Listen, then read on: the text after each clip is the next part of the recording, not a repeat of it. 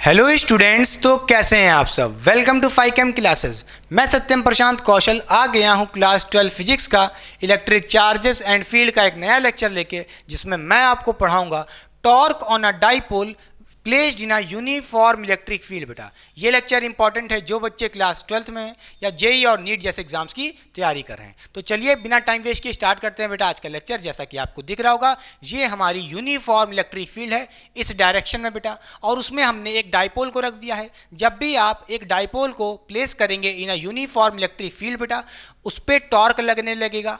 Torque लगने का मतलब ये है कि वो डाइपोल रोटेट करने लगेगा। क्या करने लगेगा?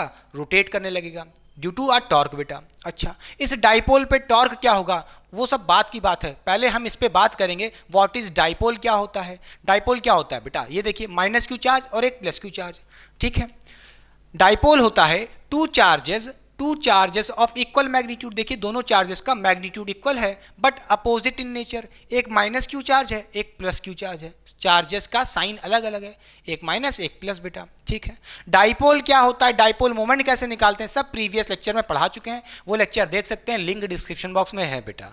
अगर वो लेक्चर देखने का मन नहीं है, आप यहाँ से भी कंटिन्यू कर सकते हैं। इस बात की गारंटी मैं लेता हूँ कि जो भी आज के लेक्चर में पढ़ाया जाएगा आपको सब कुछ समझ में आएगा। ठीक है बेटा, चलिए। ठीक है, जैसा कि आपको दिख रहा होगा हमने यूनिफॉर्म इलेक्ट्रिक फील्ड बना दी है और उसके अंदर एक डाइपोल लग दिया है। उस डाइपोल में क्या क्या है, एक माइनस क्यू चार्ज है और एक प्लस क्यू चार्ज है। मैंने आपसे बताया था जब भी हमारे पास अगर यूनिफॉर्म इलेक्ट्रिक फील्ड में कोई चार्जेस रख दें तो उस पर फोर्स लगता है कितना, इलेक्ट्रिक फोर्स कितना लगता है बेटा, बोलिए क्यू ई लगता है। कितना लगता है? क्यू ई लगता है। समझ गए? अच्छा, इसका मतलब यह है इस प्लस क्यू पे एक फोर्स लग रहा होगा क्यू ई। किस डायरेक्शन में? इस डायरेक्शन में। बोलिए हाँ या ना। इस प्लस क्यू पे इस डायरेक्शन में एक फोर्स लग रहा होगा कितना बेटा, क्यू ई, और इसको नाम दे देते हैं F1 फोर्स। अब कहोगे प्लस क्यू चार्ज है जिसके वजह से इस पे इस डायरेक्शन में फोर्स लग रहा है, इन the direction of electric field. Note करिए, जब भी हमारे पास पॉजिटिव चार्ज होता है उस पे फोर्स क्यू ई लगता है इन the direction of electric field. देखिए इलेक्ट्रिक फील्ड इस डायरेक्शन में थी तो इस पे फोर्स भी उसी डायरेक्शन में लगता है बेटा। अच्छा, इसी तरह माइनस क्यू चार्ज है, एक नेगेटिव चार्ज है, उस पे भी फोर्स कितना लगेगा, क्यू ई लगेगा। कितना लगेगा बेटा? क्यू ई लगेगा, मगर किस डायरेक्शन में?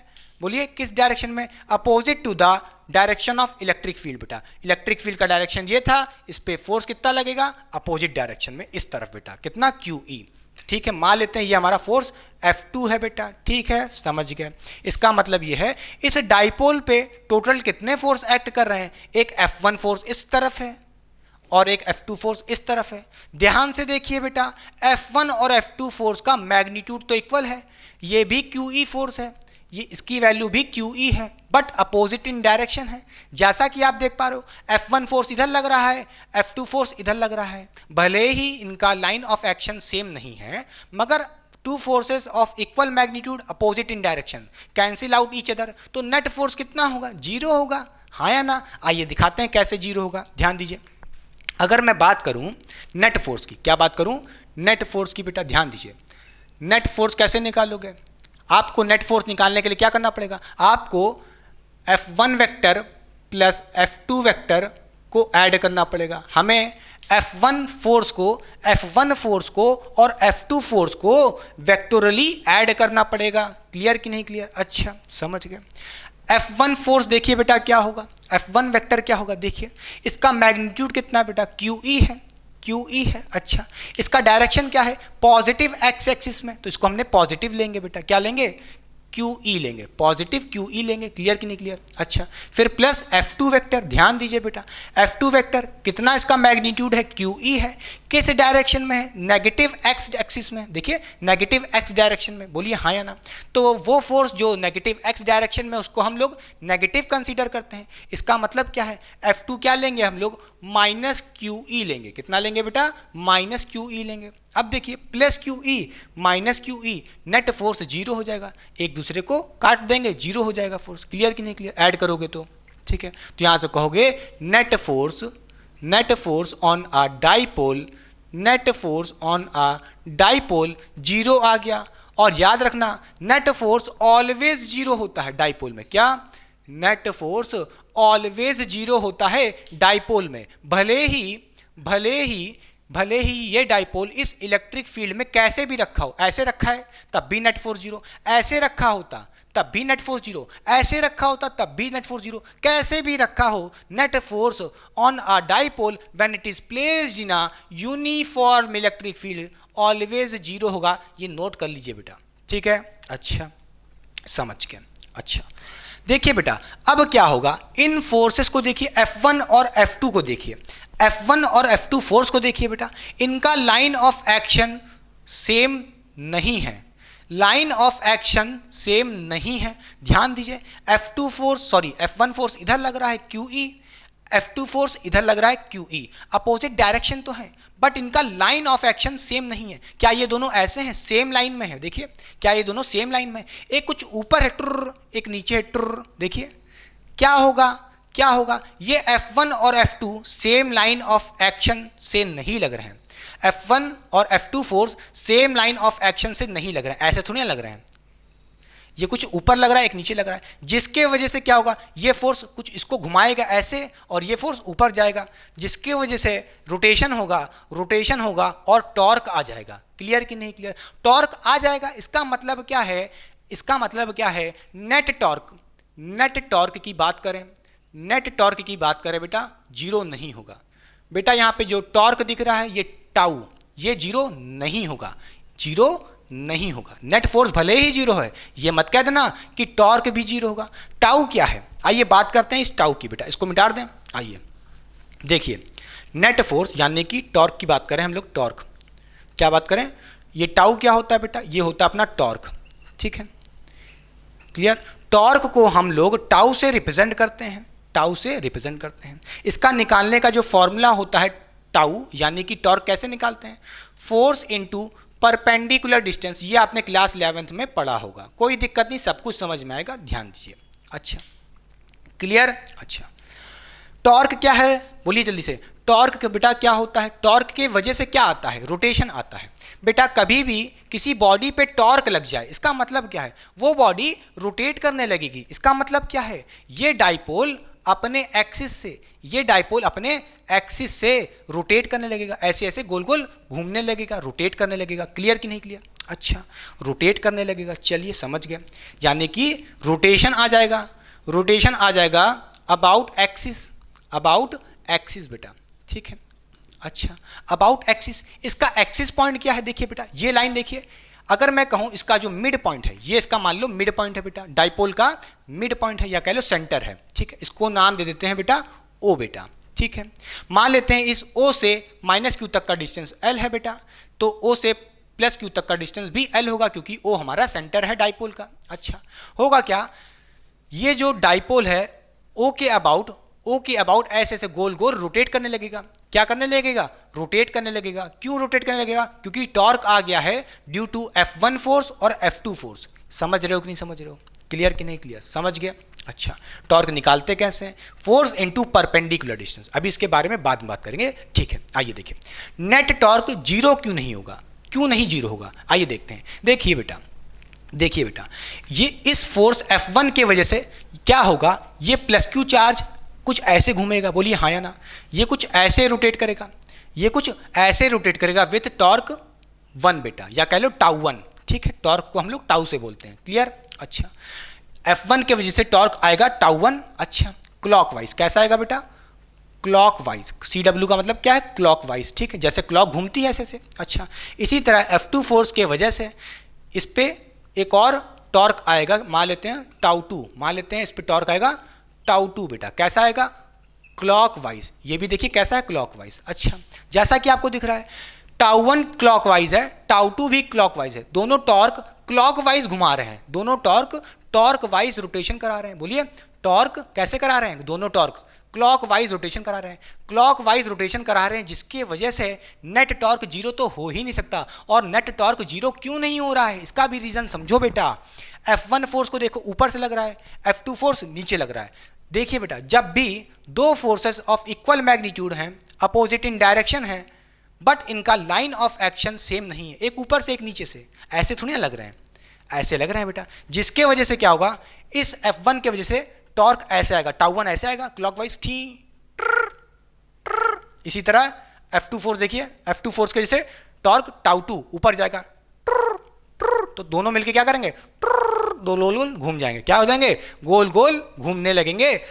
इसका मतलब क्या है, गोल गोल घूमने लगेंगे, इसका मतलब ये है। तो नेट टॉर्क तो जीरो हो ही नहीं सकता क्योंकि घूम रहे हैं बेटा, रोटेट कर रहे हैं। अच्छा समझ गए, नेट टॉर्क जीरो क्यों नहीं हो सकता, वाई नेट टॉर्क जीरो क्यों नहीं है, बिकॉज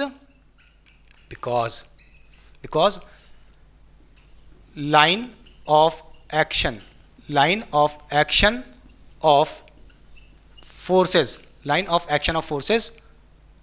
आर नॉट सेम बेटा, क्लियर, समझ गए। अच्छा दोनों फोर्सेस का F1 F2 को देखो, एक ऊपर से लग रहा है एक नीचे से लग रहा है, भले ही अपोजिट है बट इनका line of action of force same नहीं है, जिसके वजह से टॉर्क प्रोड्यूस होगा। इसका मतलब क्या है, टॉर्क जीरो नहीं होगा। तो नेट टॉर्क कितना होगा, आइए निकालते हैं बेटा। नेट टॉर्क कैसे निकालेंगे, ध्यान दीजिए, नेट टॉर्क कैसे निकालेंगे, आइए देखते हैं। नेट टॉर्क, ठीक है, कैसे निकालेंगे, tau one vector plus tau two vector, clear बेटा। टॉर्क भी एक वेक्टर क्वांटिटी है, क्या है, टॉर्क भी एक वेक्टर क्वांटिटी है। नेट टॉर्क कैसे निकालेंगे, tau one plus tau two क्यों हुआ, सोच रहे होगे, दोनों टॉर्क को ऐड कर लो, tau one plus tau two, क्योंकि भाई दोनों क्लॉकवाइज हैं, दोनों सेम डायरेक्शन में घुमा रहे हैं। टाउ वन भी क्लॉकवाइज घुमा रहा है, टाउ टू भी क्लॉकवाइज घुमा रहा है, दोनों टॉर्क सेम डायरेक्शन में, दोनों क्लॉकवाइज घुमा रहे हैं, इसके वजह से दोनों टॉर्क को हमने ऐड कर लिया। कहोगे सब्ट्रैक्ट कब कर सकते हैं, अरे जब भाई एक एंटी क्लॉकवाइज घुमाए और दूसरा क्लॉकवाइज घुमाए अपोजिट डायरेक्शन में, दोनों एक ही डायरेक्शन में घुमा रहे हैं, दोनों सेम डायरेक्शन में, इसलिए ऐड कर लिया, नेट टॉर्क ऐड हो जाएंगे। क्लियर कि नहीं क्लियर, अच्छा बेटा समझ गए। यानी कि टाउ वन टाउ टू कैसे निकालेंगे, टॉर्क का फॉर्मूला होता है बेटा फोर्स इनटू परपेंडिकुलर डिस्टेंस। बेटा परपेंडिकुलर डिस्टेंस वो डिस्टेंस होता है from the line of action of force and the axis of rotation. बेटा क्या, देखिए ये अपना एक्सिस ऑफ रोटेशन है, इस एक्सिस ऑफ रोटेशन से जिस लाइन पे फोर्स लग रहा है, देखिए ये अपना एक्सिस ऑफ रोटेशन ओ है बेटा, ये देखिए फोर्स है, हमें इसका परपेंडिकुलर डिस्टेंस चाहिए। देखिए इस ओ से इस F1 फोर्स को देखिए बेटा, इसका परपेंडिकुलर डिस्टेंस क्या होगा बेटा, ये होगा इसका perpendicular distance from the axis of rotation, ये होगा बेटा। क्लियर कि नहीं क्लियर, बोलिए हाँ या ना। देखिए ये डिस्टेंस जो दिख रहा है L, ये इसका परपेंडिकुलर डिस्टेंस नहीं है, क्या, परपेंडिकुलर डिस्टेंस नहीं, हमें परपेंडिकुलर डिस्टेंस चाहिए। तो परपेंडिकुलर डिस्टेंस तो बेटा ये है, कैसे निकालेंगे, अगर मैं कहूँ ये एंगल थीटा है, ठीक है, ये एंगल थीटा है, तो आप इस L वेक्टर को तोड़ सकते हो, चाहो तो L को रिजॉल्व कर लो बेटा, ऐसे ऊपर नीचे की तरफ हो जाएगा L cos थीटा, नीचे की तरफ L cos थीटा, ऊपर वाला L sin थीटा, क्या हो जाएगा, L sin थीटा हो जाएगा। क्लियर कि नहीं क्लियर, तो ऊपर वाला क्या हो जाएगा डिस्टेंस, बोलिए, जगह बचेगी कि नहीं, हाँ, L sin थीटा बेटा क्या हो जाएगा, ये डिस्टेंस L sin थीटा हो जाएगा। क्लियर कि नहीं क्लियर, हमें कौन सा डिस्टेंस चाहिए, बोलिए, हमें चाहिए perpendicular distance L sin theta.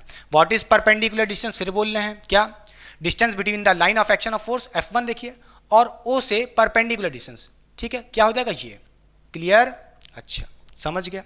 इसी तरह देखिए माइनस क्यू चार्ज के लिए, इस पे फोर्स इस तरफ लग रहा है बेटा, और इस पे सेंटर देखिए, ये है इसका सेंटर एक्सिस ऑफ रोटेशन बेटा, और ये इसका line of action of force है, ठीक है। इसके बीच का हमें परपेंडिकुलर डिस्टेंस चाहिए, तो कैसे निकालोगे बेटा, ये हो गया सेंटर O से परपेंडिकुलर डिस्टेंस, ठीक है, निकाल सकते हैं इसको भी हम लोग, इसको भी निकाल सकते हैं, कैसे, देखिए ये हो गया बेटा अपना L। अगर मैं कहूँ यहाँ से ऐसे लाइन ड्रॉ कर दूँ, तो ये एंगल कितना होगा बेटा, थीटा होगा, ये थीटा तो ये भी थीटा बेटा, ठीक है। अच्छा, और ये एंगल कहाँ से ले रहे हैं बेटा, ये एंगल कहाँ से ले रहे हैं, इलेक्ट्रिक फील्ड से ले रहे हैं। देखिए इलेक्ट्रिक फील्ड ऐसे जा रही होगी, ठीक है, वहाँ से ले रहे हैं बेटा एंगल थीटा। क्लियर, अच्छा, इस L को आप क्या कर सकते हो, ऐसे रिजॉल्व कर सकते हो बेटा, L cos थीटा और एक हो जाएगा L sin थीटा। क्लियर, तो ये डिस्टेंस कितना हो जाएगा, बोलिए जल्दी से, यहाँ पे ऐसे लिख लो, ये डिस्टेंस हो जाएगा L sin थीटा, ये भी अपना L sin थीटा। क्लियर, समझ गया। अच्छा बेटा, अब देखिए, अब यहाँ से हम पूछें टाउ वन क्या होगा, बोलिए, टॉर्क ड्यू टू F1 बेटा, torque due to F1 force, तो क्या कहोगे, कैसे निकालोगे, फोर्स का टाउ निकालने का फॉर्मूला क्या बेटा, फोर्स इनटू परपेंडिकुलर डिस्टेंस, ठीक है। फोर्स क्या है, F1 है, इस तरफ लिख दिया, ठीक है। क्लियर, इनटू परपेंडिकुलर डिस्टेंस, ठीक है। इसी तरह टाउ टू टॉर्क सेकंड वाला, इसके लिए ये कौन लगा रहा है, ये टॉर्क कौन दे रहा है, F2 फोर्स दे रहा है, ठीक है। तो क्या करोगे, plus F2 force into perpendicular distance. Clear? अच्छा, F1 फोर्स का मैग्नीट्यूड कितना है बेटा? देखिए इस तरफ QE कितना है बेटा? QE रख दिया हमने, ठीक है। परपेंडिकुलर डिस्टेंस कितना है बेटा? देखिए इस फोर्स से, इस centre of axis of rotation से इस फोर्स तक का परपेंडिकुलर डिस्टेंस क्या है? देखिए ये है L साइन थीटा। तो यहाँ पे D परपेंडिकुलर क्या हो जाएगा? L साइन थीटा, खत्म बात। फिर प्लस इसी तरह F2 फोर्स का मैग्नीट्यूड क्या है बेटा? QE है। कितना है बेटा? QE है। और इसका परपेंडिकुलर डिस्टेंस कितना है बेटा? L sine theta. देखिए, ठीक है। तो यहाँ से कहोगे F2 कितना रखा है? QE रखना है, और perpendicular distance L sign theta, ये भी यही होगा, ठीक है। अच्छा, अब देखिए बेटा नेट टॉर्क क्या हो जाएगा? QE L sine theta plus QE L sine theta, दोनों की सेम है, तो क्या हो जाएगा? बोलिए, ऐड करने के बाद क्या हो जाएगा? 2QE L sign theta. बेटा क्लियर कि नहीं क्लियर? समझ गए? अच्छा, समझ गए। अगर इसको थोड़ा सा अरेंज कर लें, थोड़ा सा हम इसको बेटा अरेंज करेंगे, कैसे? देखिए थोड़ा सा इसी चीज को हम बस अरेंज करेंगे। क्या? Q2L E साइन थीटा, क्या लिखा मैंने? E sine theta. देखिए हमने क्या किया, देखिए बेटा हमने यहाँ पे 2 को L के साथ लिख दिया है, Q इंटू 2L ऐसे चिपका के लिख दिया, E साइन थीटा। अरे भाई इसमें और इसमें कोई अंतर थोड़ी ना है, सेम बात तो है, सिर्फ अरेंज किया है, ठीक है। अरेंज किया बेटा मैंने। तो यहाँ से बताइए, याद करिए, चार्ज इंटू ये क्या है? Q इंटू 2L, ये क्या है? Q यानी कि चार्ज, और 2L क्या है? डिस्टेंस बिटवीन द चार्ज, यही तो है। याद करिए, ये चार्ज हो गए अपने दोनों, इन दोनों के बीच में डिस्टेंस कितना बेटा? L प्लस L, क्या होता है? 2L distance. याद करिए, मैंने आपको बताया था डाइपोल मोमेंट। क्या बताया था? डाइपोल मोमेंट के बारे में, याद है कि नहीं याद है? P यानी कि डाइपोल मोमेंट क्या होता था? चार्ज को मल्टीप्लाई करते थे distance between the charge. Distance between the charge कितना है बेटा? L plus L, total distance कितना हो गया? 2L हो गया। कितना हो गया? 2L बेटा, ठीक है। तो जैसा कि आप देख पा रहे हो, डाइपोल मोमेंट बेटा, डाइपोल था, डाइपोल मोमेंट क्या पढ़ा आपने? डाइपोल मोमेंट प्रीवियस लेक्चर पढ़ाए थे, कोई दिक्कत नहीं है। इस Q इंटू 2L की जगह आप क्या लिख सकते हो? P। क्या लिख सकते हो? P लिख सकते हो, जो कि डाइपोल मोमेंट है बेटा। क्या लिख सकते हो? P। फिर ठीक है, उसके बाद लिख देना Q इंटू 2L की जगह P लिख दिया, फिर E साइन थीटा। क्या?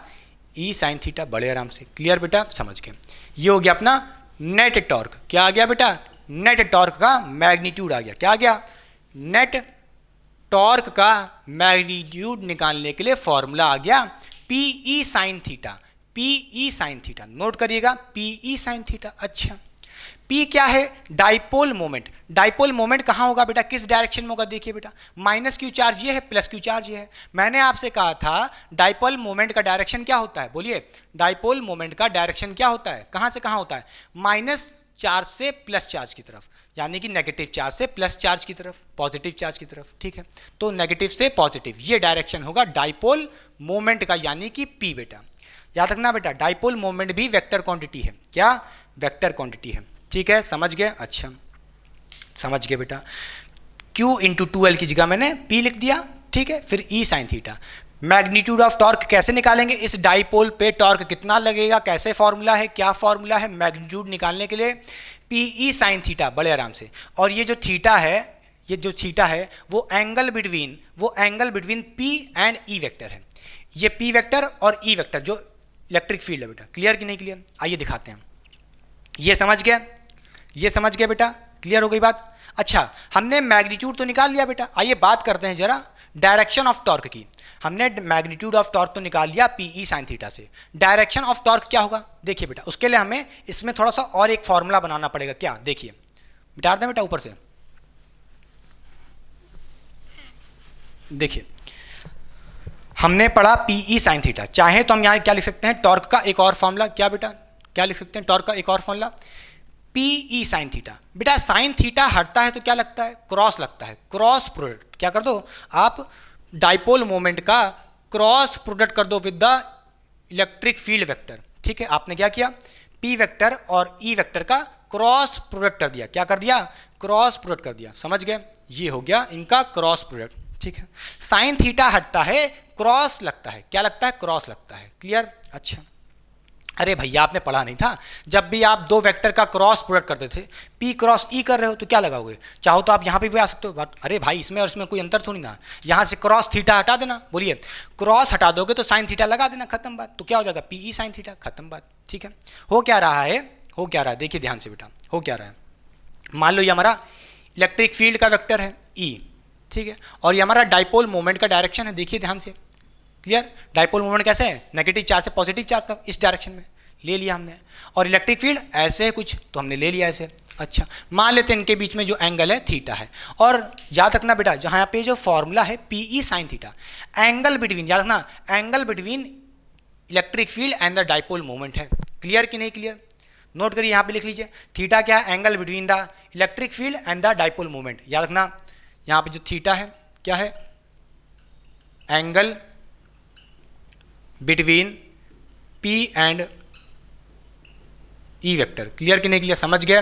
हाँ बेटा समझ गए, क्लियर। अच्छा, P क्रॉस E का मतलब क्या है? यहां से हमारा डायरेक्शन आएगा। क्यों? ध्यान दीजिए बेटा, P क्या है? एक वेक्टर क्वांटिटी है, E क्या है? वेक्टर क्वांटिटी है। भैया ये बताओ, जब आप दो वेक्टर का क्रॉस प्रोडक्ट करते थे तो जो नई क्वांटिटी बनती थी यानी कि टाउ, ये भी क्या होगा? एक वेक्टर क्वांटिटी होगी। नोट करिएगा, यहां पे आप डॉट प्रोडक्ट नहीं कर रहे हो कि स्केलर क्वांटिटी मिले टॉर्क ना, आप दो वेक्टर का क्रॉस प्रोडक्ट कर रहे हो, तो टॉर्क भी क्या होगा? एक वेक्टर क्वांटिटी होगा। समझ के बेटा, क्या इसका मतलब क्या है? इसका मतलब क्या है कि टॉर्क हमारा क्या है? टॉर्क हमारा क्या है बेटा? नोट करिएगा, टॉर्क हमारा एक वेक्टर क्वांटिटी है। टॉर्क हमारा एक वेक्टर क्वांटिटी है, इसके पास डायरेक्शन भी होगा, इसके पास डायरेक्शन भी होगा। ठीक है, मैग्नीट्यूड कैसे निकालेंगे? पी ई साइन थीटा से। डायरेक्शन कैसे निकालेंगे? बोलिए बेटा, डायरेक्शन कैसे निकालेंगे? Right hand thumb rule. क्या लगाएंगे? Right hand thumb rule. ठीक है, डायरेक्शन ऑफ टॉर्क निकालने के लिए हम राइट हैंड थंब रूल लगाएंगे। राइट हैंड थंब रूल, ऐसे थम्स अप पढ़े हो नहीं? थम्स अप पियोगे कि नहीं पियोगे? वही वाला right hand thumb rule. Clear? अच्छा क्लियर, समझ गया। हमें क्या करना है? देखिए, अगर हमें क्या करना होगा बेटा, अगर हमारा टॉर्क कैसा है, कैसा मिल रहा है? P से क्रॉस करो E की तरफ, P क्रॉस E है, क्या है? P vector cross E vector. ठीक है, तो टॉर्क का डायरेक्शन क्या होगा? टॉर्क का डायरेक्शन क्या होगा? कुछ नहीं करना, आप अपना राइट हैंड निकालो, राइट हैंड निकालिए, फिर इसको क्या करना? ऐसे ले जाओ इसके पास। हमें क्या करना है? P से क्रॉस करना है E की तरफ, तो P पे रखो अपना 4 फिंगर रखो बेटा, ऐसे रख दिया, थंब अंदर की तरफ है, P से क्रॉस करो E की तरफ, तो P क्रॉस E, देखिए थंब का डायरेक्शन क्या मिल रहा है? इनवर्ड, अंदर की तरफ बेटा क्या मिल रहा है? इनवर्ड मिल रहा है। ठीक है, अगर इनवर्ड मिल रहा है तो कोई चीज़, कोई वेक्टर अगर अंदर की तरफ जा रहा है इनवर्ड, तो उसके लिए हम लोग क्या लिखते हैं बेटा? क्रॉस लिखते हैं। इसका मतलब क्या है? टॉर्क इनवर्ड मिल रहा है। क्लियर कि नहीं क्लियर? बोलिए हाँ या ना। जब भी हम P क्रॉस E करेंगे, क्या करेंगे? P क्रॉस E, P से क्रॉस किया E की तरफ, तो थंब किधर जा रहा है? अंदर की तरफ, इनवर्ड, तो जो भी डायरेक्शन होगा थंब का वही डायरेक्शन होगा टॉर्क का बेटा। तो टॉर्क का डायरेक्शन क्या होगा? इनवर्ड, अंदर की तरफ। ठीक है, और कोई भी चीज़ इनवर्ड जा रही होती है तो उसके लिए हम लोग लिखते हैं क्रॉस। क्लियर? अच्छा समझ गया, कोई दिक्कत नहीं। मैग्नीट्यूड कैसे निकालेंगे? पी ई साइन थीटा से। थीटा क्या होता है? Angle between P and E. Clear? अच्छा, कोई आपसे आके कह दे, कोई आपसे मान लो कह दे बेटा कि हमें पी क्रॉस ई नहीं करना। क्या? पी क्रॉस ई नहीं करना, हमें पी क्रॉस ई नहीं करना है, हमें ई क्रॉस पी वेक्टर करना है। क्या करना है? ई क्रॉस पी वेक्टर करना है। तो क्या कोई गड़बड़ है? नहीं बेटा। ठीक है, मैग्नीट्यूड कितना होगा इसका? इसका भी पी ई साइन थीटा होगा। जैसे यहाँ पे देखा पी क्रॉस ई का मैग्नीट्यूड कितना होगा? P E sine theta. अरे भाई क्रॉस हटाते हैं, बस साइन थीटा लगाते हैं, तो क्या हो जाएगा? P E sine theta. इसी तरह यहाँ भी देखिए मैग्नीट्यूड कितना है? P E sine theta. But direction of torque अलग होगा। डायरेक्शन ऑफ टॉर्क अलग होगा। कैसे? देखिए, इस बार हमें ई क्रॉस पी करना है, ई क्रॉस पी करना है। ई से क्रॉस करो, राइट हैंड थंब रूल निकालिए बेटा, ऐसे लगाइए। कहाँ से क्रॉस करना है? ई, तो ई पे अपनी 4 फिंगर रखिए। ठीक, ई से क्रॉस करो पी की तरफ, ऐसे ऐसे किए तो देखिए थंब किधर मिल रहा है? आउटवर्ड मिल रहा है। कैसा मिल रहा है? आउटवर्ड मिल रहा है। तो इस बार टॉर्क क्या होगा बेटा? आउटवर्ड, बाहर की तरफ, आपके आंखों में आता हुआ। ठीक है, कोई भी वेक्टर बाहर आए, कोई भी वेक्टर बाहर आए तो उसके लिए हम लोग लिखते हैं डॉट बेटा। क्या लिखते हैं? डॉट। क्लियर? डॉट से रिप्रेजेंट करते हैं। क्लियर? समझ गए? तो ई क्रॉस पी करोगे, ई क्रॉस पी करोगे तो थंब किधर आ रहा है? बाहर की तरफ डायरेक्शन है, आउटवर्ड डायरेक्शन है थंब का, और जो भी थंब का डायरेक्शन होगा वो टॉर्क का डायरेक्शन होगा, तो टॉर्क बाहर आता हुआ दिखेगा। क्लियर? समझ के बेटा, समझ के। मिटा दें। कॉपी हो गया, पक्का। चलिए पूरा डिटेल में समझा दिया है, फिर से बता देते हैं टॉर्क कैसे निकालते हैं। पीई साइन थीटा, ये net torque on this dipole है बेटा, net torque on this dipole था, क्लियर। अच्छा, डायरेक्शन कैसे निकालते हैं, राइट हैंड थंब रूल। कैसे निकालते हैं बेटा, राइट हैंड थंब रूल। जिधर से क्रॉस करना उधर की तरफ क्रॉस कर दो बेटा, क्लियर। कोई बोले आपसे पी क्रॉस ई करना है, पी क्रॉस ई, तो पी से क्रॉस किया ई की तरफ, जो भी थंब का डायरेक्शन होगा वही हमारा डायरेक्शन ऑफ टॉर्क होगा, क्लियर, समझ गए। अच्छा, मिटा दें, कॉपी हो गया, कुछ बचा तो नहीं है। चलिए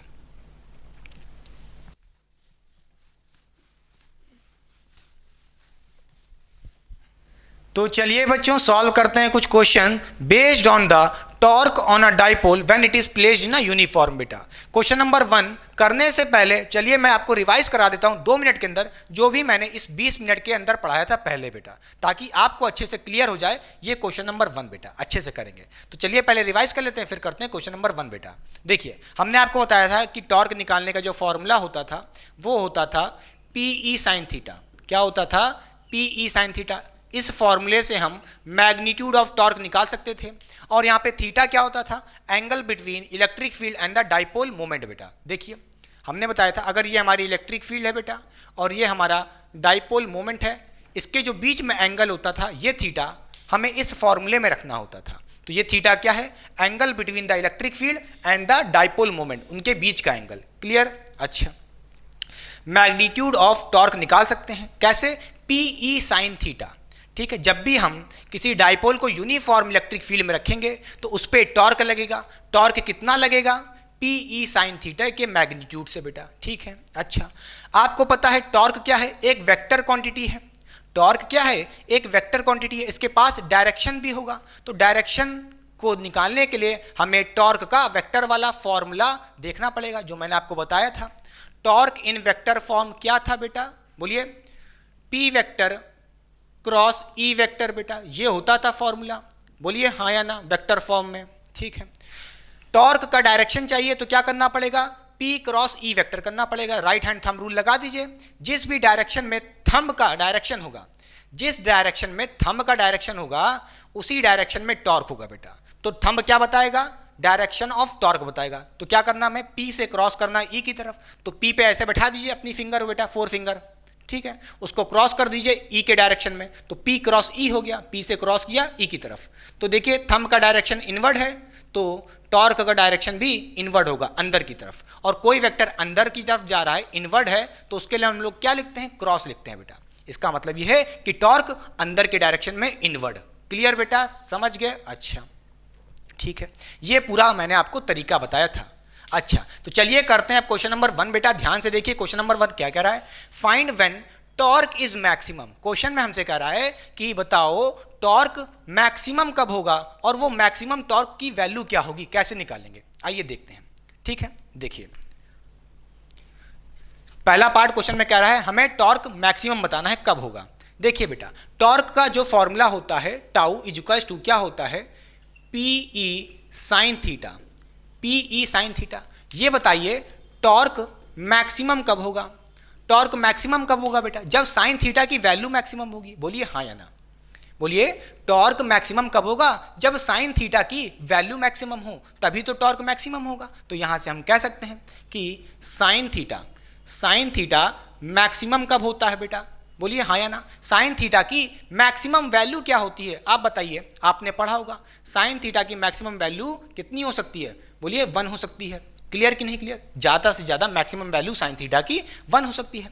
अच्छा और किस एंगल पे 1 होती है, बोलिए किस थीटा एंगल पे भैया साइन थीटा की वैल्यू 1 होती है, बताइए। जब थीटा कितना हो 90 डिग्री, जब थीटा कितना हो 90 डिग्री। इसका मतलब ये है जब आप साइन 90 रखोगे उस केस में हमें टॉर्क मैक्सिमम मिलेगा। क्लियर कि नहीं क्लियर, यानी कि थीटा रखने पे, थीटा 90 डिग्री रखने पे टॉर्क की वैल्यू मैक्सिमम मिलेगी। अच्छा बेटा थीटा 90 डिग्री, इसका मतलब क्या है, ये थीटा क्या था, एंगल बिटवीन, क्या था, angle between the electric field and the dipole moment बेटा, इन दोनों के बीच का एंगल, हाँ या ना। अच्छा इसका मतलब क्या है, इसका मतलब क्या है कि इलेक्ट्रिक फील्ड ये होगी मान लीजिए, तो डाइपोल मोमेंट का डायरेक्शन कुछ ऊपर की तरफ होगा, मान लो परपेंडिकुलर। ठीक है, दोनों कैसे हैं बेटा, एक दूसरे के परपेंडिकुलर हैं 90 डिग्री पे। क्लियर कि नहीं क्लियर? अच्छा, इसका मतलब यह है कि मैक्सिमम टॉर्क तब मिलेगा जब इलेक्ट्रिक फील्ड और डाइपोल मोमेंट के बीच में 90 डिग्री का एंगल हो, या कह लो एक दूसरे के परपेंडिकुलर हो। क्लियर? अच्छा, आइए इसको बेटा इलेक्ट्रिक फील्ड के अंदर रिप्रेजेंट करते हैं। कैसे? देखिए, मान लीजिए ये हमारी इलेक्ट्रिक फील्ड है बेटा, ये हमारी एक इलेक्ट्रिक फील्ड है, वो भी कैसी? Uniform electric field. कैसी है? Uniform electric field. ठीक है, इलेक्ट्रिक फील्ड का डायरेक्शन इस तरफ है बेटा। ठीक है, हमें किसी भी तरह डाइपोल मोमेंट का डायरेक्शन ऊपर की तरफ चाहिए, तो हम मान लेते हैं कि हमारा डाइपोल कुछ ऐसे रखा है। कैसे रखा है? ऐसे, perpendicular to the electric field बेटा। मान लेते हैं ये हमारा माइनस क्यू चार्ज है, ये हमारा माइनस क्यू चार्ज है, और ये हमारा प्लस क्यू चार्ज है बेटा। ठीक है, अच्छा, इन दोनों के बीच में ये डिस्टेंस होता था L।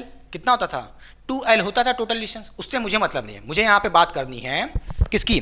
डाइपोल मोमेंट की। किस डायरेक्शन में होगा? नेगेटिव चार्ज से पॉजिटिव चार्ज के डायरेक्शन की तरफ होता है। बोलिए, नेगेटिव से पॉजिटिव चार्ज की तरफ होता है बेटा। तो डाइपोल मोमेंट किस डायरेक्शन में होगा? इस डायरेक्शन में होगा, ऊपर की तरफ। अच्छा, ये हो गया डाइपोल मोमेंट का डायरेक्शन ऊपर की तरफ, और ये हो गया बेटा हमारी इलेक्ट्रिक फील्ड का डायरेक्शन। देखिए 90 डिग्री पे हैं दोनों, परपेंडिकुलर टू ईच अदर। अच्छा, इस केस में आपको टॉर्क मैक्सिमम मिलेगा। देखिए, जब ऐसे रखा होगा टॉर्क। ठीक है, क्लियर हुई बात कि नहीं हुई? बोलिए हाँ या ना। बात क्लियर हुई कि नहीं हुई? समझ गए? अच्छा, बात करें नेट फोर्स की। देखिए, मैक्सिमम टॉर्क कितने डिग्री पे मिलेगा? थीटा की वैल्यू जब 90 रखोगे, तो यहाँ पे रख दो बेटा।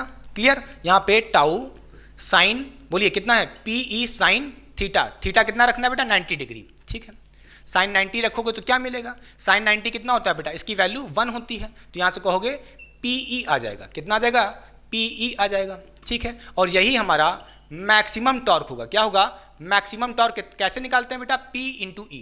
क्लियर? समझ गया? बोलिए, कोई दिक्कत इसमें? नहीं बेटा।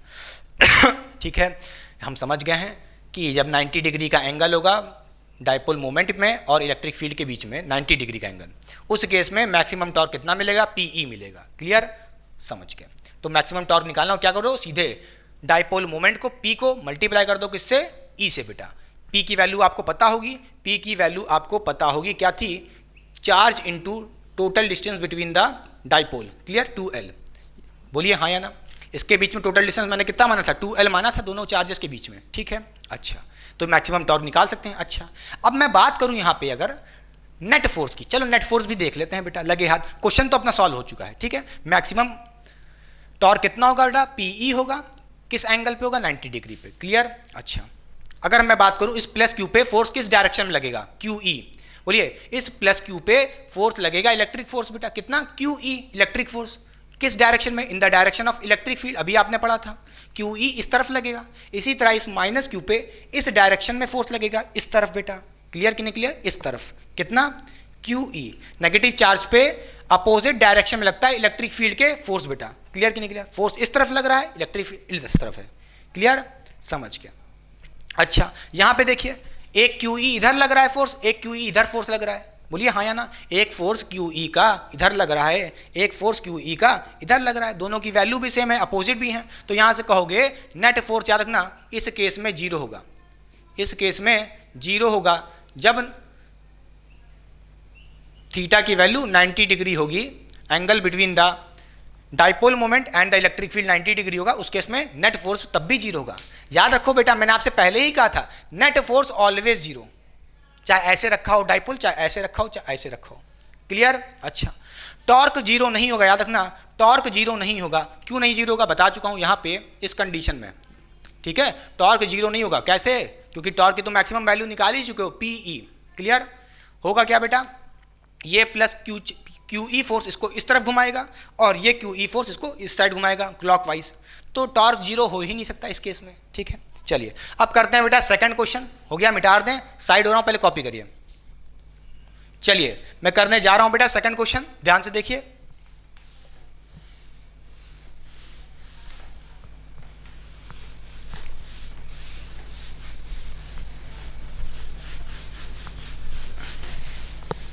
देखिए बच्चों, मैंने आपसे कहा था क्या, अब हमें क्या करना है? Find when torque is maximum देख चुके हैं, अब सेकंड पार्ट करना है, 0 कब होगा और मिनिमम कब होगा। आइए देखते हैं। देखिए बेटा, हमारे पास जो फॉर्मूला होता है टॉर्क का जो फॉर्मूला होता है वो होता है, बोलिए जल्दी से, टॉर्क का जो फॉर्मूला होता है वो होता है पी ई साइन थीटा क्या होता है, पी ई साइन थीटा। अच्छा समझ गए, क्लियर। हमें क्या चाहिए, मिनिमम टॉर्क चाहिए, तो क्या करना पड़ेगा, हमें मिनिमम टॉर्क चाहिए तो क्या करना पड़ेगा, और टॉर्क की वैल्यू 0 चाहिए तो क्या करना पड़ेगा। आइए देखते हैं। अच्छा समझ सकते हैं, देखते हैं। अगर मैं कहूँ मुझे टॉर्क क्या चाहिए, मुझे टॉर्क की वैल्यू मिनिमम चाहिए बेटा, टॉर्क की वैल्यू मिनिमम चाहिए। अच्छा टॉर्क की वैल्यू मिनिमम चाहिए, ये वैल्यू मिनिमम चाहिए तो कब होगी, जब साइन थीटा की वैल्यू मिनिमम हो बेटा। ठीक है, तो यहाँ से हमें क्या चाहिए होगा, साइन थीटा की मिनिमम वैल्यू चाहिए, साइन थीटा की मिनिमम वैल्यू चाहिए। साइन थीटा की मिनिमम वैल्यू क्या होती है, 0 होती है बेटा। ठीक है, समझ गया। साइन थीटा की मिनिमम वैल्यू 0 कब होती है, बोलिए, साइन थीटा की मिनिमम वैल्यू 0 कब होती है, जब थीटा यानी कि एंगल कितना हो, या तो एंगल 0 डिग्री हो या तो एंगल 180 डिग्री हो। बोलिए हाँ या ना, क्लियर कि नहीं क्लियर। थीटा या तो 0 डिग्री हो या तो थीटा 180 डिग्री हो बेटा। क्लियर हो गई बात, ठीक है। इन दोनों एंगल पे जब भी आप क्या करोगे, साइन 0 कितना होता है, 0 होता है, क्लियर। या तो साइन 180 भी 0 होता है। तो मिनिमम वैल्यू साइन की कब मिलेगी, जब थीटा कितना हो, 0 डिग्री हो या 180 डिग्री हो। ठीक है, अच्छा आइए इसको देखते हैं बेटा, एंगल को। एंगल ये किसके बारे में बात हो रही है भाई, ये थीटा किसके बीच का है, पी और इलेक्ट्रिक फील्ड के बीच के, डाइपोल मोमेंट और इलेक्ट्रिक फील्ड के बीच का डायरेक्शन। अच्छा समझ गया। अच्छा देखते हैं बेटा, देखिए अगर मैं आपसे कहूं कि मान लो ये हमारा इलेक्ट्रिक फील्ड का डायरेक्शन है, इस तरफ बेटा, इस तरफ हमारा इलेक्ट्रिक फील्ड का डायरेक्शन है, और डाइपोल मोमेंट का भी डायरेक्शन इस तरफ है, दोनों सेम डायरेक्शन में है, दोनों सेम डायरेक्शन में है। उस केस में देखिए बेटा एंगल कितना होगा, थीटा इक्वल टू 0 होगा। इस केस में देखिए, क्लियर कि नहीं क्लियर। इस केस में दोनों सेम डायरेक्शन में चल रहे होंगे तो उस केस में थीटा हमारा 0 होगा। अच्छा और देखिए अगर थीटा 180 डिग्री रखना है, थीटा 180 डिग्री रखना है भाई, मिनिमम टॉर्क कब मिलेगा, जब थीटा इक्वल टू 0 हो, दोनों के बीच में एंगल P और E के बीच में पैरेलल है तो एंगल 0 है। अच्छा और मिनिमम एक और जगह हो सकता है, कब, जब मान लो आपकी इलेक्ट्रिक फील्ड बेटा इस डायरेक्शन में है, ठीक है, और आपकी डाइपोल मोमेंट का डायरेक्शन ये है। देखिए दोनों एक दूसरे के बीच में 180 डिग्री एंगल बना है, एक इधर एंटी पैरेलल है। देखिए एक इस तरफ है एक इस तरफ है, एंगल कितना मिल रहा है, 180 डिग्री में मिल रहा है। यानी कि थीटा 0 रखने पे या 180 डिग्री रखने पे टॉर्क की वैल्यू मिनिमम आएगी। अच्छा चलिए रख के देखते हैं थीटा की वैल्यू, थीटा की वैल्यू 0 रख के देखते हैं और एक बार 180 भी रखते हैं। चलिए यहां से हम कह सकते हैं क्या, torque P E sine theta, क्या रखना है, साइन थीटा। एक बार आप क्या रखिए बेटा, 0 रखिए, एक बार थीटा की वैल्यू 0 रखिए, तो साइन 0 कितना होता है बेटा, ये वैल्यू 0 हो जाएगी। तो यहां से कहोगे पी ई इंटू 0 कितना हो जाएगा, टॉर्क 0 आ जाएगा। कितना आ जाएगा, टॉर्क 0 आ जाएगा। अच्छा यही इसकी मिनिमम वैल्यू है। टॉर्क मिनिमम कितना होता है बेटा, मिनिमम टॉर्क कितना हो सकता है यूनिफॉर्म इलेक्ट्रिक फील्ड में बेटा, 0। क्लियर कि नहीं क्लियर, समझ गए। अच्छा 0 रख दिया। अब एक बार थीटा की वैल्यू 180 डिग्री रखिए, एक बार 180 डिग्री रखिए। चलिए देखते हैं एक बार और, torque P E sine theta, इस बार आप 180 डिग्री रखिए जब दोनों वेक्टर एक दूसरे के एंटी पैरेलल होंगे। क्लियर। अच्छा रख के देखते हैं, साइन 180 कितना होता है बेटा, ये वैल्यू भी 0 के बराबर होती है। अच्छा 0 को मल्टीप्लाई करोगे पी ई से, 0 आ जाएगा। तो यहाँ पे भी मिनिमम टॉर्क कितना आ रहा है, 0 आ रहा है बेटा। क्लियर, समझ गया बेटा। अच्छा मिनिमम टॉर्क कितना हो सकता है, 0 हो सकता है। किस एंगल पे, थीटा इक्वल टू 0 डिग्री और 180 डिग्री। क्लियर, समझ गए। आइए अब इन दोनों केसेस को आइए रिप्रेजेंट करते हैं इलेक्ट्रिक फील्ड में बेटा। क्लियर, थीटा जब 0 है और एक बार थीटा 180 डिग्री है। चलिए देखिए, मान लेते हैं ये हमारी यूनिफॉर्म इलेक्ट्रिक फील्ड है। क्या है, यूनिफॉर्म इलेक्ट्रिक फील्ड है बेटा। ठीक है, यूनिफॉर्म इलेक्ट्रिक फील्ड है। ठीक है, अच्छा और ये हमारा कौन सा पहला केस है, थीटा इक्वल टू 0 डिग्री पे। थीटा इक्वल टू 0 डिग्री पे आइए देखते हैं। अच्छा थीटा 0 डिग्री है, इसका मतलब क्या है बेटा, इलेक्ट्रिक फील्ड इस डायरेक्शन में है। देखिए थीटा 0 डिग्री है, इसका मतलब क्या है, इलेक्ट्रिक फील्ड और डाइपोल मोमेंट का सेम डायरेक्शन हो। अच्छा इलेक्ट्रिक फील्ड इस डायरेक्शन में है तो डाइपोल मोमेंट भी हमें इसके पैरेलल लेना होगा। देखिए डाइपोल मोमेंट कैसा, इलेक्ट्रिक फील्ड के पैरेलल है, तो हमें डाइपोल कैसा लेना होगा, पैरेलल लेना होगा इलेक्ट्रिक फील्ड के। कैसे, आइए देखते हैं। मान लीजिए हमारा ये माइनस क्यू चार्ज इधर है और यहाँ पे हमारा प्लस क्यू चार्ज है बेटा। अच्छा, आप बताइए डाइपोल मोमेंट का डायरेक्शन किस तरफ होगा? नेगेटिव से पॉजिटिव चार्ज की तरफ, इस तरफ होगा बेटा पी का। देखिए इलेक्ट्रिक फील्ड भी इस डायरेक्शन में है, डाइपोल मोमेंट भी इस डायरेक्शन में, एक दूसरे के पैरेलल हैं, एंगल जीरो है, तभी तो एंगल जीरो होगा। क्लियर कि नहीं क्लियर? तो ये डायग्राम बनेगा बेटा। अच्छा समझ गया। अच्छा थीटा जीरो है तो आपने देखा टॉर्क मिनिमम कितना आ रहा था, टॉर्क की वैल्यू कितनी आ रही थी, टॉर्क की मिनिमम वैल्यू कितनी आ रही थी, जीरो आ रही थी। क्लियर? अच्छा टॉर्क जीरो आ रहा है, चलिए अब समझ गए, टॉर्क जीरो आ गया, अरे बाप रे बाप, टॉर्क जीरो आ गया। टॉर्क जीरो कैसे आया आइए देखते हैं बेटा। देखिए बेटा टॉर्क जीरो कैसे आया, आइए देखते हैं, इसकी बात करते हैं। देखिए बेटा होगा क्या, इस माइनस क्यू चार्ज पे इलेक्ट्रिक फोर्स लगेगा, किस डायरेक्शन में, इस डायरेक्शन में। इलेक्ट्रिक फील्ड ऐसे है तो इस माइनस क्यू चार्ज पे, क्योंकि ये नेगेटिव चार्ज है, इसमें अपोजिट डायरेक्शन में लगता है इलेक्ट्रिक फोर्स। बोलिए इस माइनस क्यू चार्ज पे इलेक्ट्रिक फोर्स लगेगा इस डायरेक्शन में, opposite to the electric field बेटा। इलेक्ट्रिक फील्ड इस डायरेक्शन में, इस पे इलेक्ट्रिक फोर्स इस डायरेक्शन में लगेगा, उल्टे डायरेक्शन में। क्लियर? अच्छा कितना लगेगा, क्यू ई लगेगा। ठीक है, फोर्स कितना लगेगा, क्यू ई लगेगा। प्लस क्यू चार्ज है तो उस पर इलेक्ट्रिक फोर्स क्यू ई लगेगा, किस डायरेक्शन में, इन the direction of electric field बेटा। अब खुद सोचिए, अब ध्यान दीजिए बेटा, यहाँ पे जो फोर्स है मान लो क्यू ई लग रहा है, इसको मान लेते हैं ये F1 फोर्स है और ये हमारा F2 फोर्स है। अब ध्यान दीजिए जो डाइपोल है ये कुछ ऐसा है, देखिए बेटा, पहले देखिए एकदम स्ट्रेट है, इस पे फोर्सेस जो लग रहे हैं, एक F2 ऐसे लग रहा है, F1 ऐसे लग रहा है, इक्वल इन मैग्नीट्यूड है और अपोजिट इन डायरेक्शन है, तो नेट फोर्स तो जीरो होगा। बोलिए हाँ या ना, हाँ या ना, नेट फोर्स जीरो होगा। तो पहले ये बात लिखिए कि नेट फोर्स भी जीरो होगा डाइपोल के ऊपर, नेट फोर्स तो डाइपोल पे जीरो होगा ऑलवेज। अच्छा नेट फोर्स जीरो था तो क्या हमेशा थोड़ी ना कह सकते हैं कि टॉर्क भी जीरो होगा? मैंने आपको स्टार्टिंग में बताया था टॉर्क जीरो नहीं था। नेट फोर्स देख के कभी ये मत बोले ना कि टॉर्क भी जीरो होगा। टॉर्क जीरो क्यों हो रहा है, आइए उसका रीजन देखते हैं। अभी आपने पहले देखा था टॉर्क जीरो क्यों नहीं था, उस केस में line of action of force same नहीं थे। एक ऊपर F1 ऐसे लग रहा था, F2 ऐसे लग रहा था, जिसके वजह से लाइन ऑफ एक्शन सेम नहीं थे, ऐसे थे फोर्सेस, कुछ ऐसे लग रहे थे, जिसके वजह से टॉर्क हो रहा था बेटा। मगर इस बार देखिए दोनों फोर्सेस सेम लाइन पे लग रहे हैं, इनका लाइन ऑफ एक्शन सेम है, देखिए एक ही लाइन पे लग रहे हैं।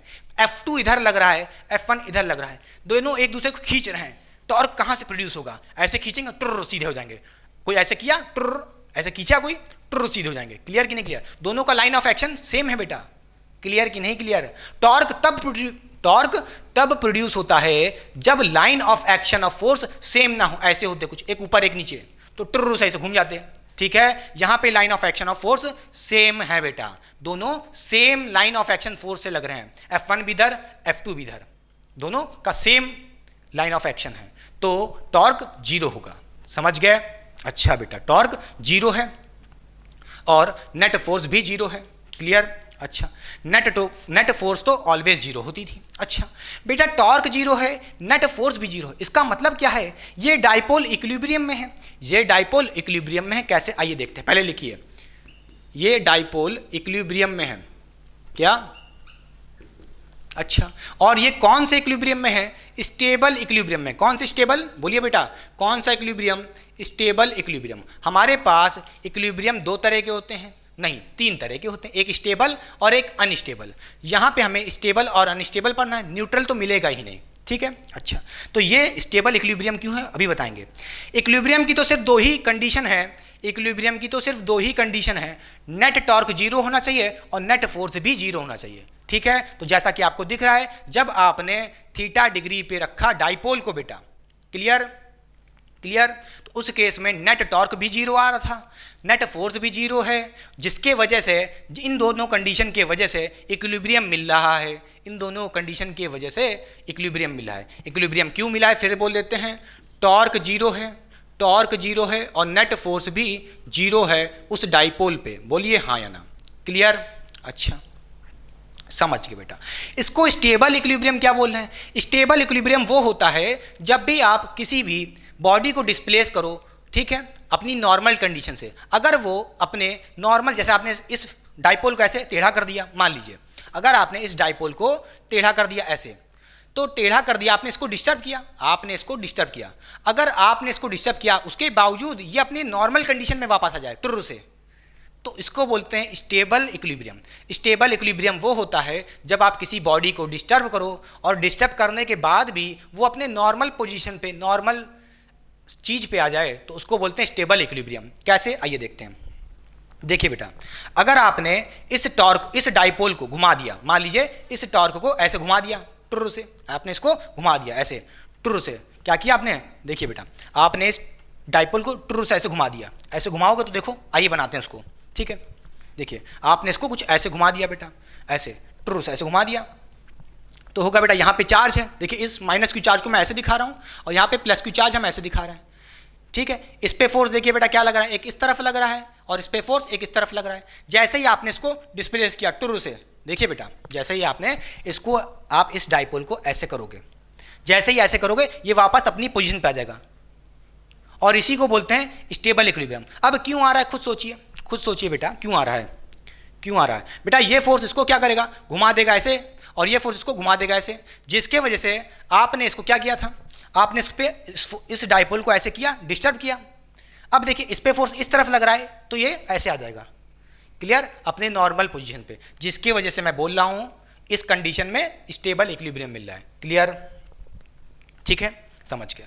थीटा 0 होगा तो नेट फोर्स, नेट टॉर्क 0 होगा, जिसकी वजह से इक्विलिब्रियम मिलेगा। स्टेबल इक्विलिब्रियम क्यों मिल रहा है, क्योंकि भाई सीधी सी बात है, डिस्टर्ब करने पे वापस अपनी नॉर्मल कंडीशन पे आ जा रहा है, ठीक है। अच्छा, मिटा दें, नहीं मिटाएंगे नहीं।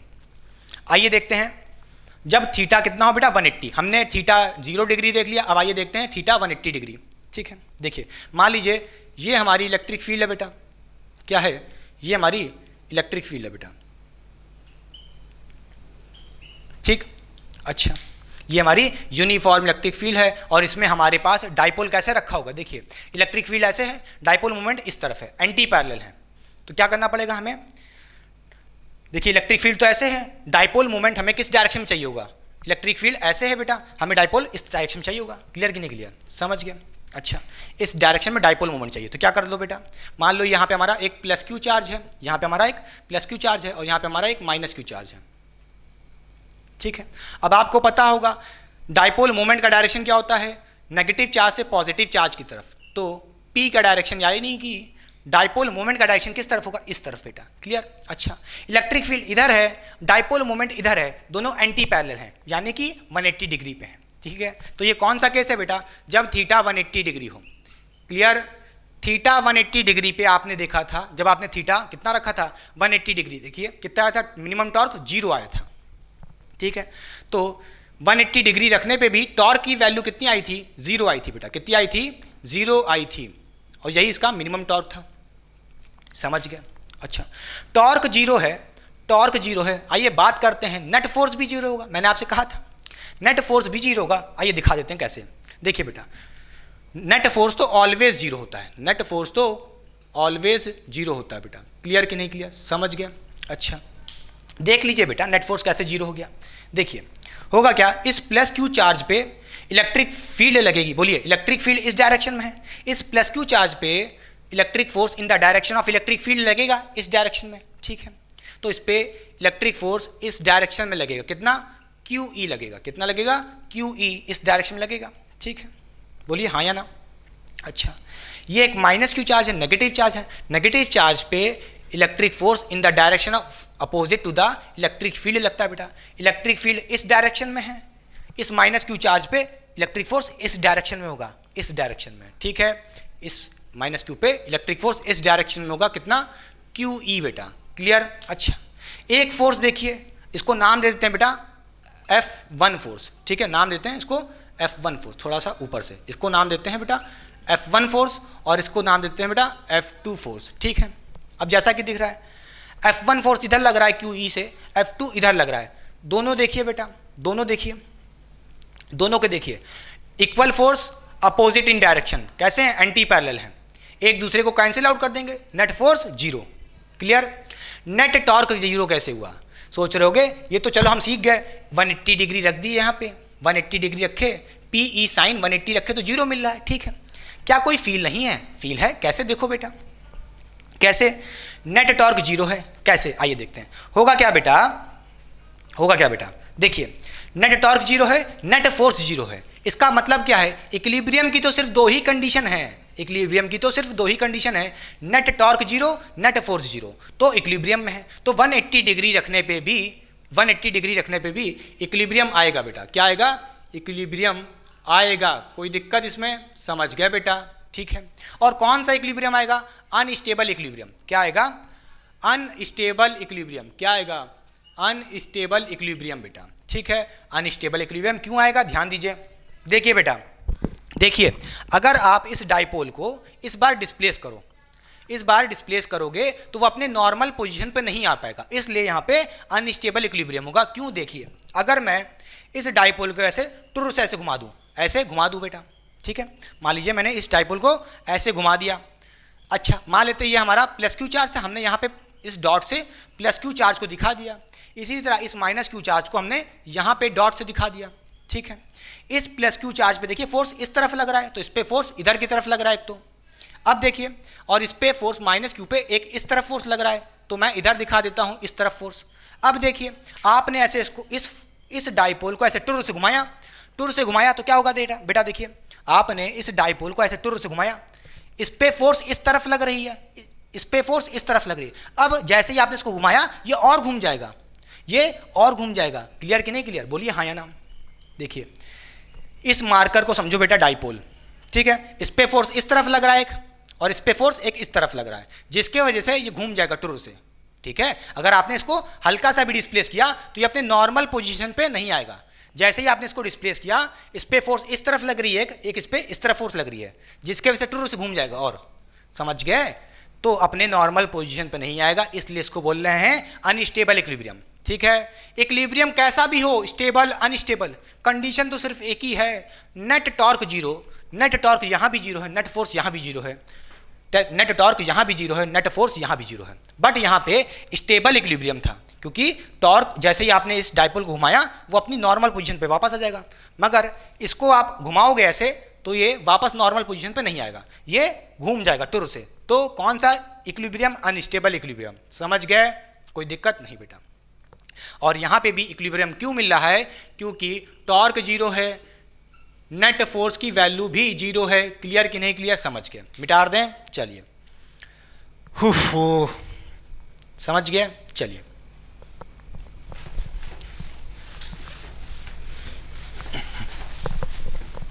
तो चलिए बच्चों सॉल्व करते हैं क्वेश्चन नंबर 2 बेटा। ये क्वेश्चन भी बहुत ही अच्छे लेवल का क्वेश्चन है, तो वीडियो को पॉज करके खुद से ट्राई करें, कमेंट बॉक्स में कमेंट करें। इस बार मैंने आपको ऑप्शन भी दिए हैं, तो मैं करने जा रहा हूं। ध्यान से देखिए बेटा, क्वेश्चन नंबर 2 क्या कर रहा है।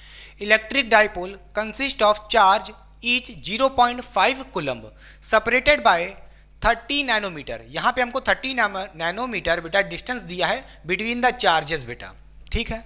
फिर क्वेश्चन में हमसे कह रहा है dipole placed in a uniform electric field of 10⁶ nanometer. Question में हमसे पूछ रहा है the maximum torque on dipole due to a electric field बेटा, ठीक है। अच्छा, हमें मैक्सिमम टॉर्क निकालना है on the dipole due to a electric field बेटा। अच्छा, टॉर्क निकालने का जो फॉर्मूला था बेटा वो था वेक्टर फॉर्म में, क्या था बोलिए, tau is equal to p vector cross E vector. Dipole moment को क्रॉस कर दो किससे, बोलिए इलेक्ट्रिक फील्ड वेक्टर से। अच्छा, ये तो बेटा वेक्टर फॉर्म में हो गया। बोलिए मैग्नीट्यूड कैसे निकालते थे, बोलिए टॉर्क का मैग्नीट्यूड कैसे निकालते थे, वो था p E sine theta, p E sine theta बेटा। क्रॉस हटाते थे, साइन थीटा लगाते थे, ठीक है। हमें क्या निकालना है, हमें टॉर्क मैक्सिमम चाहिए। क्या चाहिए, टॉर्क मैक्सिमम चाहिए। टॉर्क मैक्सिमम कब आता था, जब एंगल कितना होता था, बोलिए 90 डिग्री। जब थीटा कितना होता था, 90 डिग्री। किसके बीच में एंगल, इलेक्ट्रिक फील्ड और डाइपोल मोमेंट के बीच में। देखिए इन दोनों के बीच में जब भी 90 डिग्री का एंगल होता था तभी मैक्सिमम टॉर्क मिलता था। किसके बीच में, डाइपोल मोमेंट और इलेक्ट्रिक फील्ड के बीच में एंगल 90 डिग्री पे, ठीक है।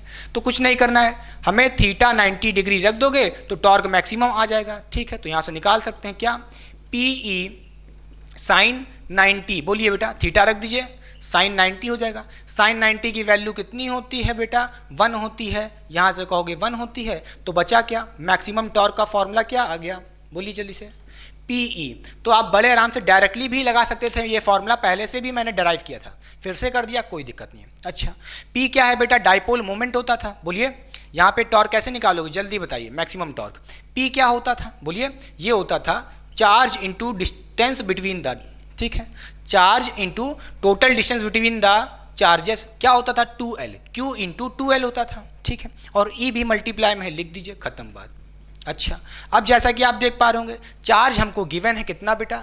0.5 कूलम्ब, रख दिया मैंने 0.5 कूलम्ब इंटू 2L। 2L क्या होता था? Total distance between the charge, जो कि हमको गिवन है कितना? 30 नैनोमीटर, ठीक है। अच्छा, तो यहाँ पे L की वैल्यू 30 नहीं गिवन है, इस पूरे 2L की वैल्यू 30 गिवन है बेटा। Clear? Total distance between the charge given है कितना? 30 नैनोमीटर, ठीक है। अच्छा, तो 2L की जगह हम क्या लिख देंगे? 30 नैनोमीटर। बेटा ये जो डिस्टेंस गिवन है किस में गिवन है? नैनोमीटर में। इसको मीटर में कन्वर्ट करना पड़ेगा। कैसे करेंगे? नैनोमीटर से मीटर में कन्वर्ट करने के लिए क्या करना पड़ता है? 10 की पावर -9 से मल्टीप्लाई कर देंगे तो ये डिस्टेंस मीटर में आ जाएगा। क्लियर कि नहीं क्लियर? अच्छा, फिर मल्टीप्लाई करना है E से। E क्या है? इलेक्ट्रिक फील्ड, जिसकी वैल्यू गिवन है 10 की पावर 6 बेटा, लिख दीजिए यहाँ पे, खत्म बात। ठीक बेटा, अब देखिए यहाँ से आप कहोगे ये पॉइंट हटाएंगे बेटा। क्लियर? नीचे कितना आएगा? 10 आएगा, फिर 10 से ये 0 चला जाएगा। अब इसको सॉल्व करिए बेटा। 5 इंटू 3 कितना होता है?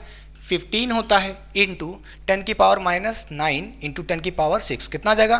10 की पावर -3 आ जाएगा। क्लियर? ये आ गया हमारा क्या बेटा? मैक्सिमम टॉर्क की वैल्यू आ गई। ठीक है, कई लोग सोच रहे हैं यूनिट क्या है बेटा। आओ देख लेते हैं बेटा। टॉर्क का जर्नल फॉर्मूला क्या था? Force into perpendicular distance. Force की यूनिट क्या होती है? न्यूटन, ठीक है, लिख दिया, और डिस्टेंस की होती है मीटर, तो टॉर्क की यूनिट भी क्या हो जाएगी? न्यूटन मीटर बेटा, तो यहाँ पे न्यूटन मीटर लिख लीजिए। ठीक है, ये आ गया अपना मैक्सिमम टॉर्क।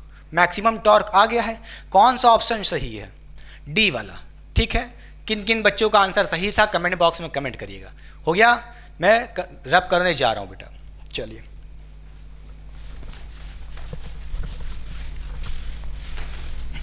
तो चलिए बच्चों सॉल्व करते हैं क्वेश्चन नंबर 3 बेटा। ये क्वेश्चन भी अच्छे लेवल का क्वेश्चन है। धीरे धीरे all type of question cover किए जा रहे हैं। ध्यान से देखिए क्वेश्चन नंबर 3 क्या कह रहा है। क्वेश्चन नंबर 3 में हमसे कह रहा है find magnitude of torque and its direction for dipole placed in a uniform electric field बेटा। जैसा कि आपको फर्स्ट क्वेश्चन दिख रहा होगा, पहला पार्ट, और इसी तरह दूसरा पार्ट फिगर में दिख रहा है बेटा। इन दोनों इलेक्ट्रिक फील्ड में एक डाइपोल रखा है, इसी तरह इस इलेक्ट्रिक फील्ड में भी एक डाइपोल रखा है। तो चलिए पहला क्वेश्चन करते हैं, क्वेश्चन नंबर 3 का फर्स्ट पार्ट। जैसा कि आप देख पा रहे होंगे यहाँ पे हमको इलेक्ट्रिक फील्ड की जो वैल्यू गिवन है कितनी है? 10 की पावर 4 न्यूटन पर कूलम बेटा। और यहाँ पे जैसा कि आपको दिख रहा होगा ये अपना डाइपोल किसी एंगल से रखा है 30 डिग्री पे बेटा। ठीक है, और उस डाइपोल की जो मैग्नीट्यूड ऑफ चार्ज गिवन है कितना है? 2 माइक्रो कूलम बेटा। कितना है? 2 माइक्रो कूलम। अच्छा, और डिस्टेंस बिटवीन द चार्जेस कितना गिवन है? 0.5 सेंटीमीटर। हमें क्या निकालना है? Torque on this dipole. ये जो डाइपोल है इस पे टॉर्क क्या होगा, यानी कि किस फोर्स से ये रोटेट करेगा, यानी कि किस टॉर्क से ये रोटेट करेगा बेटा, वही निकालना है। कैसे निकालेंगे? टॉर्क का फॉर्मूला क्या था बेटा? वो था PE sin थीटा।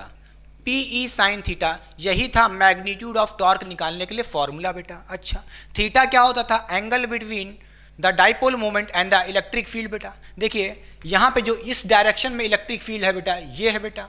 अच्छा, और डाइपोल मोमेंट का डायरेक्शन क्या होगा? नेगेटिव चार्ज से पॉजिटिव चार्ज तक, तो इस तरफ बेटा, इस डायरेक्शन में। तो आप कहोगे आपका जो डाइपोल मोमेंट का डायरेक्शन होगा नेगेटिव चार्ज से पॉजिटिव चार्ज की तरफ, P बेटा। क्लियर? अच्छा, अब देखिए जैसा कि आपको दिख रहा होगा ये आपकी इलेक्ट्रिक फील्ड बेटा इस तरफ है, और ये आपका डाइपोल मोमेंट बेटा 30 डिग्री एंगल पे। बोलिए क्लियर कि नहीं क्लियर? तो angle between the electric field and the dipole moment यही होता था एंगल थीटा बेटा। क्लियर? तो 30 डिग्री गिवन है हमको थीटा की वैल्यू। ठीक है, दिख रहा होगा ना बेटा, जैसा कि आपको देखिए ये दोनों कैसे हैं? 30 डिग्री पे हैं, समझ के। अच्छा, P क्या होता था? P हमारा डाइपोल मोमेंट होता था। डाइपोल मोमेंट की वैल्यू क्या होती थी बेटा? P कैसे निकालते थे? बोलिए Q इंटू 2L से। तो बस P की वैल्यू यहाँ पे रख दीजिए, कितना? Q 2L E sin theta बेटा। क्लियर? अच्छा, यहाँ पे चार्ज का मैग्नीट्यूड देखिए बेटा 2 माइक्रो कूलम। कोई दिक्कत की बात नहीं है, माइक्रो कूलम है तो हम किस में कन्वर्ट कर लेंगे? बोलिए कूलम में कन्वर्ट करना पड़ेगा। कैसे करते हैं बेटा, चार्ज की वैल्यू आपको गिवन है 2 माइक्रो कूलम, इसको कूलम में कन्वर्ट करने के लिए क्या करना पड़ेगा, 2 इंटू 10 की पावर -6 से मल्टीप्लाई करना पड़ेगा। 10 की पावर -6 से मल्टीप्लाई करोगे तो ये माइक्रो कूलम से कूलम में आ जाएगा बेटा। तो यहाँ पे क्या करोगे, चार्ज की वैल्यू कितनी हुई, 2 इंटू 10 की पावर -6 बेटा, ये हो गई हमारी Q की वैल्यू, इंटू 2L। 2L क्या होता था, total distance between the charge, ये होती थी पूरी 2L की वैल्यू, इन दोनों चार्ज के बीच का डिस्टेंस बेटा कितना, 0.5 सेंटीमीटर। अच्छा, डिस्टेंस गिवन है बेटा किसमें, 0.5 सेंटीमीटर में गिवन है, इसे हमें कन्वर्ट करना पड़ेगा मीटर में बेटा। बोलिए, तो सेंटीमीटर में गिवन है तो 100 से डिवाइड कर देंगे तो ये डिस्टेंस मीटर में हो जाएगा, कोई दिक्कत नहीं। अच्छा, फिर ई को मल्टीप्लाई कर देंगे बेटा, ई कितना है, 10 की पावर 4 है बेटा, ठीक है। मल्टीप्लाई करिए किससे, साइन थीटा से, clear, sine theta. Sine theta यानी कि थीटा की वैल्यू कितनी है बेटा, 30 डिग्री है, बस बड़े आराम से, कोई दिक्कत इसमें नहीं। अच्छा, फिर यहाँ से आप फर्दर सॉल्व कर सकते हैं, कैसे, देखिए बेटा क्या हो जाएगा, यहाँ से आप पॉइंट हटाइए, नीचे 0 लगाइए बेटा, ठीक। जैसा कि आप देख पा रहे होंगे ये 1000 गया एक बार में, और यहाँ से देखिए कितना बचेगा, सिर्फ 10 बचेगा, ठीक, 10 बचा। ओके, फिर यहाँ पे आप देखिए 10 की पावर -6 है और यहाँ पे 10 है, इसको सॉल्व करेंगे तो कितना हो जाएगा, 10 की पावर, बोलिए 2 इंटू 10 की पावर -5 हो जाएगा बेटा, ठीक। और इंटू 2 भी है बेटा, इंटू 5 भी तो है, इसको आगे लिख लीजिए, क्लियर, इस 5 को आगे लिख लिया, कोई दिक्कत की बात नहीं है, ठीक है। अब इधर देखिए क्या बचा, साइन 30, साइन 30 की वैल्यू कितनी होती है बेटा, हाफ होती है, यहाँ पे लिख दीजिए, साइन 30 हाफ होता है, लिख दिया बेटा हमने।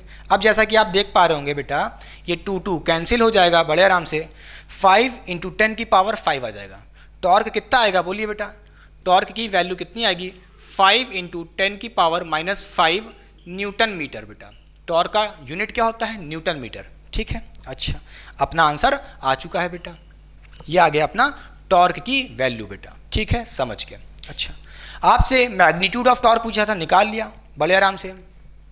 फिर डायरेक्शन क्या होगा टॉर्क का, देखिए बेटा, डायरेक्शन देखने के लिए क्या हमने कहा था, हमने कहा था हमें क्या करना होता था, बोलिए जल्दी से, हमें कहाँ लिखें, ये देखिए वेक्टर फॉर्म में, बोलिए टॉर्क को वेक्टर फॉर्म में लिखना पड़ेगा, ठीक है, क्योंकि टॉर्क एक वेक्टर क्वांटिटी, इसके पास डायरेक्शन भी होगा। डायरेक्शन कैसे निकालेंगे, बोलिए बेटा, कैसे निकालेंगे, P क्रॉस E वेक्टर। हमें क्या करना पड़ेगा, राइट हैंड थंब रूल लगाना पड़ेगा डायरेक्शन के लिए बेटा। तो P से क्रॉस करिए E की तरफ, P से क्रॉस किया E की तरफ, तो थंब का डायरेक्शन इनवर्ड मिल रहा है, अंदर की तरफ बेटा। जो भी थंब का डायरेक्शन होता था वही डायरेक्शन ऑफ टॉर्क होता था। तो P क्रॉस E किए, थंब का डायरेक्शन इनवर्ड है तो टॉर्क भी इनवर्ड मिल रहा होगा, अंदर की तरफ इनवर्ड होगा, तो यहाँ पे हम क्रॉस लिखेंगे। क्लियर कि नहीं क्लियर, समझ गए, हाँ या ना। तो टॉर्क की वैल्यू कितनी आई, इतनी आई, और टॉर्क कितना मिल रहा है बेटा, बोलिए जल्दी से, क्रॉस, यानी कि इनवर्ड है, टॉर्क इनवर्ड है, टॉर्क का डायरेक्शन क्या है बेटा, इनवर्ड। समझ गए, कोई दिक्कत नहीं।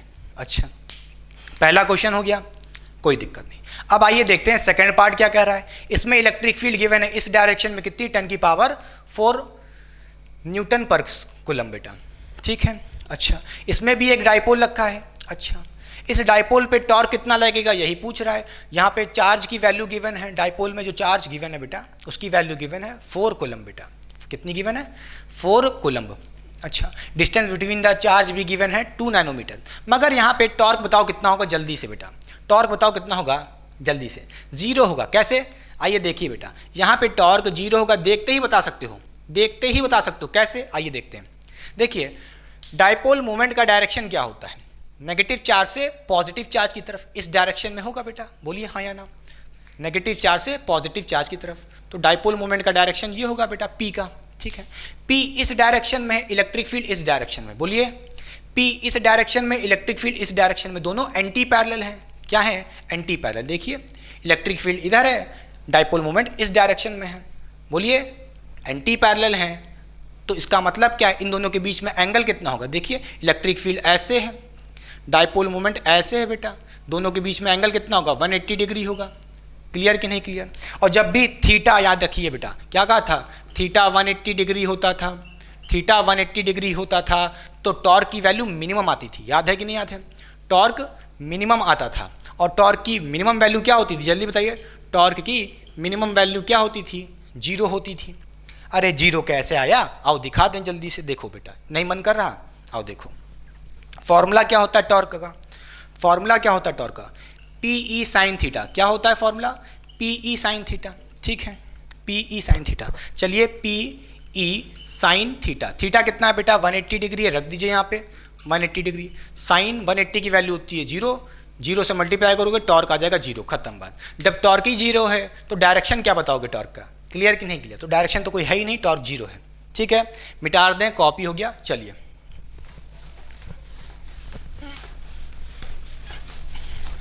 तो चलिए बच्चों पढ़ते हैं torque on a dipole placed in a non uniform electric field. इससे पहले अब तक हम लोग ने देखा था जब हम डाइपोल को प्लेस करते थे इन अ यूनिफॉर्म इलेक्ट्रिक फील्ड तो उस पर टॉर्क क्या होता था, वो सब हम लोग ने पढ़ लिया है। अब हमें क्या पढ़ना है, जब हम अपने डाइपोल को एक नॉन यूनिफॉर्म इलेक्ट्रिक फील्ड में रख देते हैं तब उस पर टॉर्क क्या होगा, आइए देखते हैं बेटा।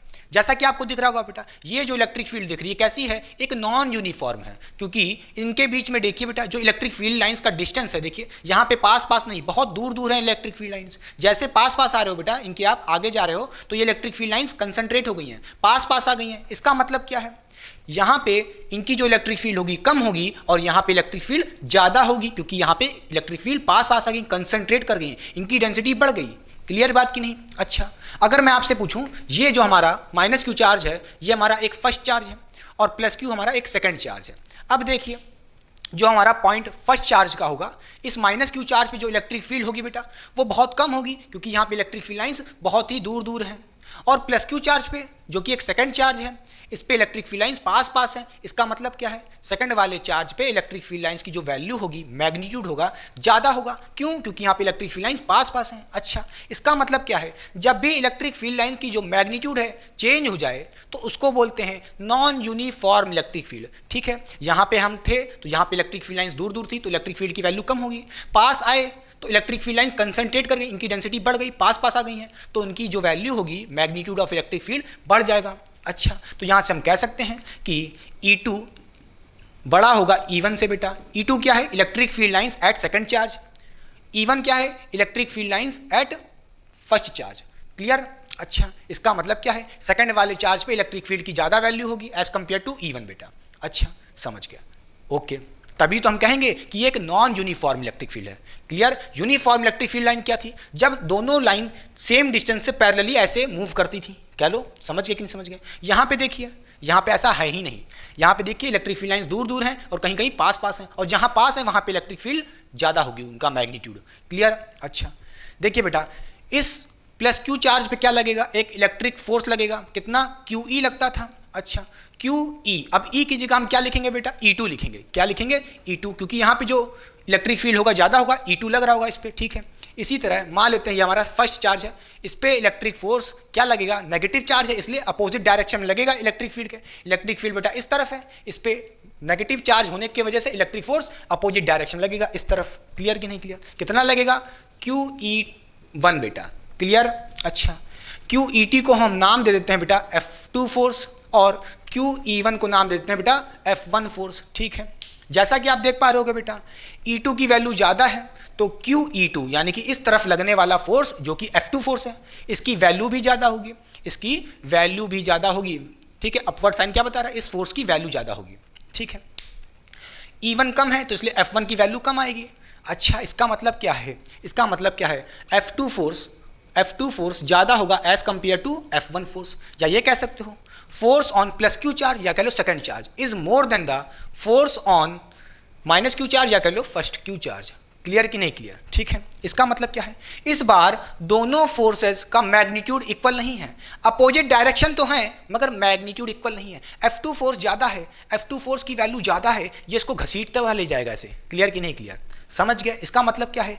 नेट फोर्स इस बार जीरो नहीं होगा, इस बार नेट फोर्स जीरो नहीं होगा। तो नेट फोर्स कितना होगा आइए देखते हैं कैसे निकालेंगे बेटा। ठीक है, क्लियर? एक बात तो तय है, नेट फोर्स जीरो नहीं होगा, नेट फोर्स जीरो नहीं होगा। तो नेट फोर्स कैसे निकालेंगे बेटा? देखिए कैसे निकालेंगे। F2 बड़ा है, F1 से माइनस कर लेते हैं तो F2 माइनस F1 बेटा। F2 की जो वैल्यू है कितना है? QE2 है। क्या है? QE2 है बेटा, फिर माइनस F1 क्या है बेटा? इस डायरेक्शन वाला फोर्स कितना? QE1 कितना है? QE1 बेटा। ठीक है, अच्छा यहाँ से हम Q कॉमन निकाल सकते हैं, Q कॉमन निकाल सकते हैं, तो ब्रैकेट में क्या बचेगा, E2 माइनस E1 बचेगा, खत्म बात, कोई दिक्कत इसमें नहीं। फिर आप यहाँ से कह सकते हो Q delta E, E2 minus E1 की जगह मैंने लिख दिया चेंज इन इलेक्ट्रिक फील्ड, या कह लो डेल्टा E। यही हमारा नेट फोर्स होगा बेटा, क्या होगा, नेट फोर्स होगा। ठीक है, अगर हमें नेट फोर्स निकालना होगा तो क्या करेंगे, Q E2 माइनस E1 कर देंगे। ठीक है, कोई दिक्कत नहीं बेटा। E2 क्या है, electric field at second charge, जो भी इस वाले प्लस Q चार्ज पे इलेक्ट्रिक फील्ड की वैल्यू होगी वो E2 है। E1 क्या है, फर्स्ट चार्ज पे जो इलेक्ट्रिक फील्ड की वैल्यू होगी वो E1 है। ठीक है बेटा, चलिए। अच्छा, इसका मतलब क्या है, नेट फोर्स जीरो नहीं होगा, नेट फोर्स जीरो नहीं आएगा, होगा इसकी कुछ वैल्यू होगी। अच्छा, जिसके वजह से हम क्या कहेंगे, नेट फोर्स जीरो नहीं है, इसके वजह से इसका मतलब क्या है, इसका मतलब यह है कि ये जो डाइपोल है ये ट्रांसलेटरी मोशन करेगा। भाई F2 ज़्यादा है, देखिए इस F2 की वैल्यू ज़्यादा है इस तरफ, F1 देखिए इधर लग रहा है, दोनों इक्वल अपोजिट तो है ही नहीं कि नेट फोर्स जीरो हो जाए। F2 ज़्यादा है, F2 ज़्यादा है, जिसकी वजह से क्या होगा, ये डाइपोल इस डायरेक्शन में शिफ्ट हो जाएगा। क्लियर कि नहीं क्लियर, यानी कि लीनियर मोशन करेगा, क्या करेगा, ट्रांसलेटरी मोशन करेगा, या कह लो ट्रांसलेटरी मोशन या लीनियर मोशन करेगा। ठीक है, क्या करेगा, ट्रांसलेटरी मोशन, ट्रांसलेटरी मोशन। ठीक है बेटा, क्लियर हुई बात कि नहीं हुई, बोलिए। अच्छा, साइड हो रहा हूं, पहले कॉपी करिए, तब तक मैं अपने मार्कर को इंक पिला देता हूं। ठीक है, चलिए इंक भर गई है बेटा। चलिए देखिए, हमने जो नेट फोर्स का फॉर्मूला देखा था इस डाइपोल पे कितना आया, Q इंटू डेल्टा ई। इस फॉर्मूले को हम फर्दर एक्सटेंड कर सकते हैं, बढ़ा सकते हैं। कैसे, देखिए बेटा, एक नया फॉर्मूला नेट फोर्स के लिए, वो हो जाएगा net force is equal to, आपने पढ़ा Q इंटू डेल्टा ई बेटा। ठीक है, वेयर डेल्टा ई क्या था बेटा, change in electric field E2 minus E1। ठीक है, अच्छा, अगर मैं क्या करूं इस फॉर्मूले में क्या करूं, देखिए बेटा, Q इंटू डेल्टा ई, अगर मैं यहाँ पे डेल्टा x से डिवाइड कर दूँ और डेल्टा x से मल्टीप्लाई कर दूँ तो इसमें क्या कोई डिफरेंस हो जाएगा, अरे डेल्टा x कट जाएगा ऊपर नीचे, बात तो वही फॉर्मूला आएगा ना, बोलिए Q इंटू डेल्टा ई ही तो आएगा। ठीक है, समझ गया, कोई दिक्कत की बात नहीं है। और इसको फिर मैं अरेंज कर लूँ बेटा। पहले बताइए ये डेल्टा x क्या है, आप लोग सोच रहे होंगे ये डेल्टा x क्या है, आइए बताते हैं। अगर मैं कहूँ ये हमारा कोई माइनस Q चार्ज है, ये हमारा कोई माइनस Q चार्ज है बेटा, ठीक, और ये हमारा यहाँ पे कोई प्लस Q चार्ज है। ठीक है, ये डेल्टा x क्या है, इन दोनों चार्जेस के बीच का डिस्टेंस है, या कह लो डाइपोल के बीच का डिस्टेंस है बेटा। कितना, डेल्टा x, मैंने यहाँ पे डेल्टा x मान लिया। Total distance between the charges कितना है, डेल्टा x। मानने को हम 2L भी मान सकते थे, 2x भी मान सकते थे, मगर मैंने डेल्टा x माना है। ठीक है, मेरी बात को मानिए और करिए। ठीक है, कोई दिक्कत की बात नहीं। फिर यहाँ से आप इसको अरेंज कर सकते हो, क्या बेटा, बोलिए, Q इंटू डेल्टा x, फिर delta E by delta x. क्या मैं ऐसे लिख सकता हूँ, लिख सकता हूँ Q यानी कि charge into delta x. Delta x क्या है, यही तो हमारा 2L है बेटा। क्या है, 2L, जो मैंने पहले माना था इससे पहले, बोलिए हाँ या ना, डिस्टेंस बिटवीन द चार्ज। भाई ये Q इंटू डेल्टा एक्स क्या है, चार्ज इंटू डिस्टेंस। क्या होता था, यही तो हमारा डाइपोल होता था, बोलिए यही तो हमारा डाइपोल होता था, यानी कि P बेटा। इसकी जगह मैंने क्या लिख लिया, बोलिए P लिख लिया है। अरे भाई Q इंटू 2L पढ़ा था, यहाँ पे पढ़ लो Q इंटू डेल्टा एक्स, तो वही हमारा P है बेटा। ठीक है, फॉर्मूला क्या बनेगा, P डॉट डेल्टा एक्स, बोलिए delta E upon delta x बेटा। ये फॉर्मूला बन गया है हमारा किसका, नेट फोर्स का बेटा। ठीक है, तो इस फॉर्मूले को भी नोट कर लीजिए, इस फॉर्मूले को भी नोट कर लीजिए, इस फॉर्मूले का यूज़ भी आएगा। ठीक है, नेट फोर्स निकालना हो तो डाइपोल मोमेंट रख दो। कैसे रखते हैं, charge into total distance between the charge. ठीक है, क्लियर, ये हो जाएगा dipole P delta E upon delta x. आप इसको डिफरेंशियल फॉर्म में भी लिख सकते हो। कैसे बेटा, कैसे लिख सकते हो, एफ नेट का एक और फॉर्मूला हो सकता है, देखिए ध्यान से। अगर मैं इसको डिफरेंशियल फॉर्म में लिखूं तो क्या कहोगे, P डॉट डी वाई, बोलिए सॉरी डी ई, क्या होगा, D E upon D x. ठीक है, क्या होगा, D E upon D x. Clear, अच्छा, नेट फोर्स निकालना हो D E upon D x. Note करिए बेटा, वेरी इंपॉर्टेंट फॉर्मूला, क्या, वेरी इंपॉर्टेंट फॉर्मूला। क्लियर, समझ के बेटा, क्लियर हो गई बात, वेरी इंपॉर्टेंट, इसको लर्न करिए। इंपॉर्टेंट है बेटा, जो बच्चे जेई की तैयारी कर रहे हैं उनके लिए तो बहुत ही इंपॉर्टेंट है, नीट के लिए तो पता ही नहीं। नॉन यूनिफॉर्म इलेक्ट्रिक फील्ड से ज़्यादा क्वेश्चन नहीं आते हैं, ठीक है, नीट वाले बच्चों के लिए, मगर जेई के लिए इंपॉर्टेंट है, नोट करिए। ठीक है, ये हो गया हमारा फोर्स का फॉर्मूला। अगर हम बात करें अब टॉर्क की, टॉर्क कैसे आएगा, देखिए बेटा, मिटा दें पहले, दाई कॉपी हो गया, मिटा दें। अच्छा, तो हमारा जो फाइनल फॉर्मूला आया है बेटा वो क्या आया है, बोलिए। ठीक है, एफ नेट कितना आया है, बोलिए कितना आया है डिफरेंशियल फॉर्म में, P dot D E upon D x बेटा, क्या आया D E upon D x आया है। ठीक है, यहाँ से क्लियर कि नहीं क्लियर? चलिए इधर मिटा दें, साफ कर दें बेटा। चलिए अब देखिए बेटा, अब हम पढ़ने जा रहे हैं torque on a dipole when placed in a non uniform electric field. देखिए बेटा, हमने यहाँ पे इस बार डाइपोल को इस केस में कैसे रखा था, इलेक्ट्रिक फील्ड लाइन के पैरेलल रखा था, एकदम स्ट्रेट रखा था। अब हम अपने डाइपोल को किसी एंगल से रखेंगे, किसी थीटा एंगल से। ठीक है, देखिए अगर मैं कहूँ ये हमारी एक नॉन यूनिफॉर्म इलेक्ट्रिक फील्ड है, क्या है नॉन यूनिफॉर्म इलेक्ट्रिक फील्ड है। ठीक है, ये मान लीजिए हमारा माइनस क्यू चार्ज है, ये हमारा यहाँ पे प्लस क्यू चार्ज है। नहीं, अब हमें ऐसे नहीं रखना है, हमें क्या रखना है कुछ एंगल पे, मान लेते हैं एक जर्नल फॉर्म। ठीक है, देखिए इसको हम कुछ ऐसे रखते हैं, मान लेते हैं ये हमारा माइनस क्यू चार्ज है। ठीक है, ये हमारा प्लस क्यू चार्ज है। ठीक है, अब आपको पता होगा प्लस क्यू चार्ज होने की वजह से इलेक्ट्रिक फील्ड बेटा इधर है बेटा, इस पे जो इलेक्ट्रिक फोर्स लगेगा इस डायरेक्शन में लगेगा, इन the direction of electric field बेटा। कितना लगेगा बोलिए, अगर मैं कह दूँ ये हमारा फर्स्ट चार्ज है और ये हमारा सेकंड चार्ज है, तो इस पे इस डायरेक्शन में फोर्स लगेगा कितना, बोलिए कितना लगेगा QE2 बेटा। ठीक है, इस डायरेक्शन में। इसी तरह माइनस क्यू चार्ज है, ये एक नेगेटिव चार्ज है, इस पे क्या लगेगा, इस डायरेक्शन में एक इलेक्ट्रिक फोर्स लगेगा कितना QE1 बेटा। ठीक है, और ये इन दोनों चार्जेस के बीच का डिस्टेंस है बेटा। ठीक है, कोई दिक्कत नहीं, क्लियर हो गई बात। अच्छा, अब देखिए अगर मैं पूछूं नेट टॉर्क कितना होगा, देखिए एक फोर्स बेटा ऊपर की तरफ लग रहा है कितना, इसको नाम देते हैं बेटा F2 बेटा, फोर्स ऑन सेकंड चार्ज। इसी तरह QE2 को नाम देते हैं F1 force, force on first charge minus q charge. Clear कि नहीं क्लियर?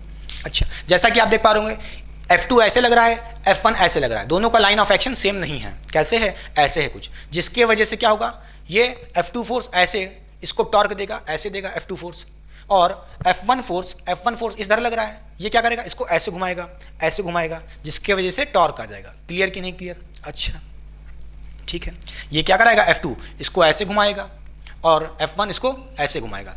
ठीक है, क्लियर? अच्छा, दोनों कैसे हैं, क्लॉकवाइज हैं बेटा। कैसे हैं, ये भी क्लॉकवाइज है, ये भी क्लॉकवाइज है, तो नेट टॉर्क ऐड हो जाएगा। नेट टॉर्क क्या हो जाएगा, इसके वजह से जो टॉर्क हुआ, मान लेते हैं टाउ1 टाउ2 मान लो, कितना हो गया टाउ2 हो गया, और इसके वजह से जो टॉर्क हुआ वो टाउ1 हुआ इस डायरेक्शन में। तो नेट टॉर्क कैसे निकालेंगे बेटा, नेट टॉर्क कैसे निकालेंगे बोलिए, टाउ1 प्लस टाउ2 कर लेंगे, क्योंकि दोनों कैसे हैं, क्लॉकवाइज हैं, सेम डायरेक्शन में रोटेट करा रहे हैं बेटा। ठीक है, अच्छा टॉर्क का फॉर्मूला क्या पढ़ा था आपने, बोलिए टॉर्क का फॉर्मूला क्या पढ़ा था, P क्रॉस E पढ़ा था। क्या पढ़ा था, P क्रॉस E वेक्टर पढ़ा था कि नहीं पढ़ा था? टाउ1 की बात कर रहे हो, टाउ1 की बात कर रहे हो तो क्या करोगे, E1 लिख दो, क्या लिख दो, E1 लिख दो, फिर प्लस इसके लिए भी क्या होगा, P क्रॉस E, क्या होगा P क्रॉस E2, E की जगह बेटा E2 लिख दो। ठीक है, क्लियर कि नहीं क्लियर? टाउ2 की बात करो तो P क्रॉस E2। ठीक है, अच्छा अब यहाँ से देखिए बेटा, यहाँ से कह सकते हो क्या, P क्रॉस E1 क्या हो जाएगा, PE1 साइन थीटा। ठीक है, क्लियर कि नहीं क्लियर? साइन थीटा, बोलिए हाँ या ना, क्रॉस हटता है साइन थीटा लगता है। इसी तरह यहाँ पे क्या हो जाएगा, PE2 साइन थीटा। ठीक है बेटा, फिर यहाँ पे इन दोनों फोर्सेस को ऐड कर लोगे, कैसे, देखिए ऐड तो होंगे नहीं, क्या करना पड़ेगा, P साइन थीटा देखिए कॉमन है, P साइन थीटा बाहर निकाल लो, कॉमन है बेटा, P साइन थीटा मैंने कॉमन निकाल लिया है, अंदर क्या बचा, E1 प्लस E2 वेक्टर।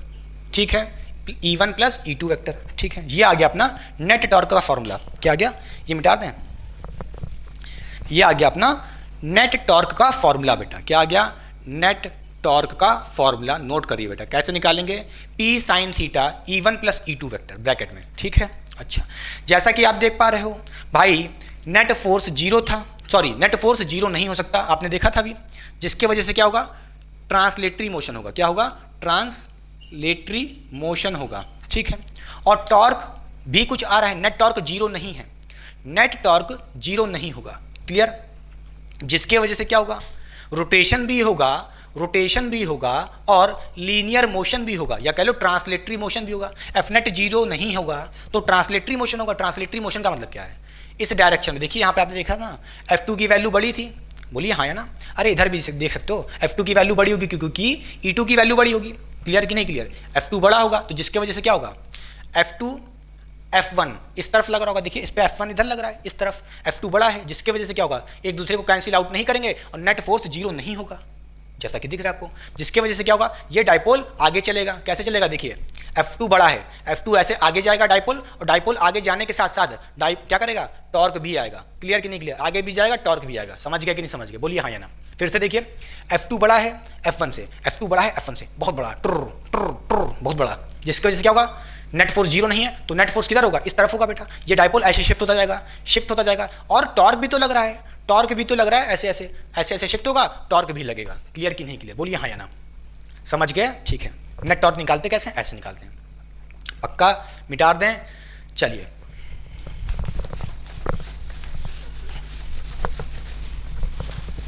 तो चलिए बच्चों करते हैं एक और question based on the dipole placed in a non uniform electric field, और उस पर हमें नेट फोर्स निकालना है। तो ध्यान से देखिए, ये क्वेश्चन बेटा बहुत ही अच्छे लेवल का क्वेश्चन है, क्योंकि ये क्वेश्चन IIT JEE के लेवल का क्वेश्चन है। नीट वाले बच्चों के लिए ज़्यादातर इस टाइप के क्वेश्चन नहीं आते हैं, मगर JEE वाले बच्चों के लिए आते हैं बेटा।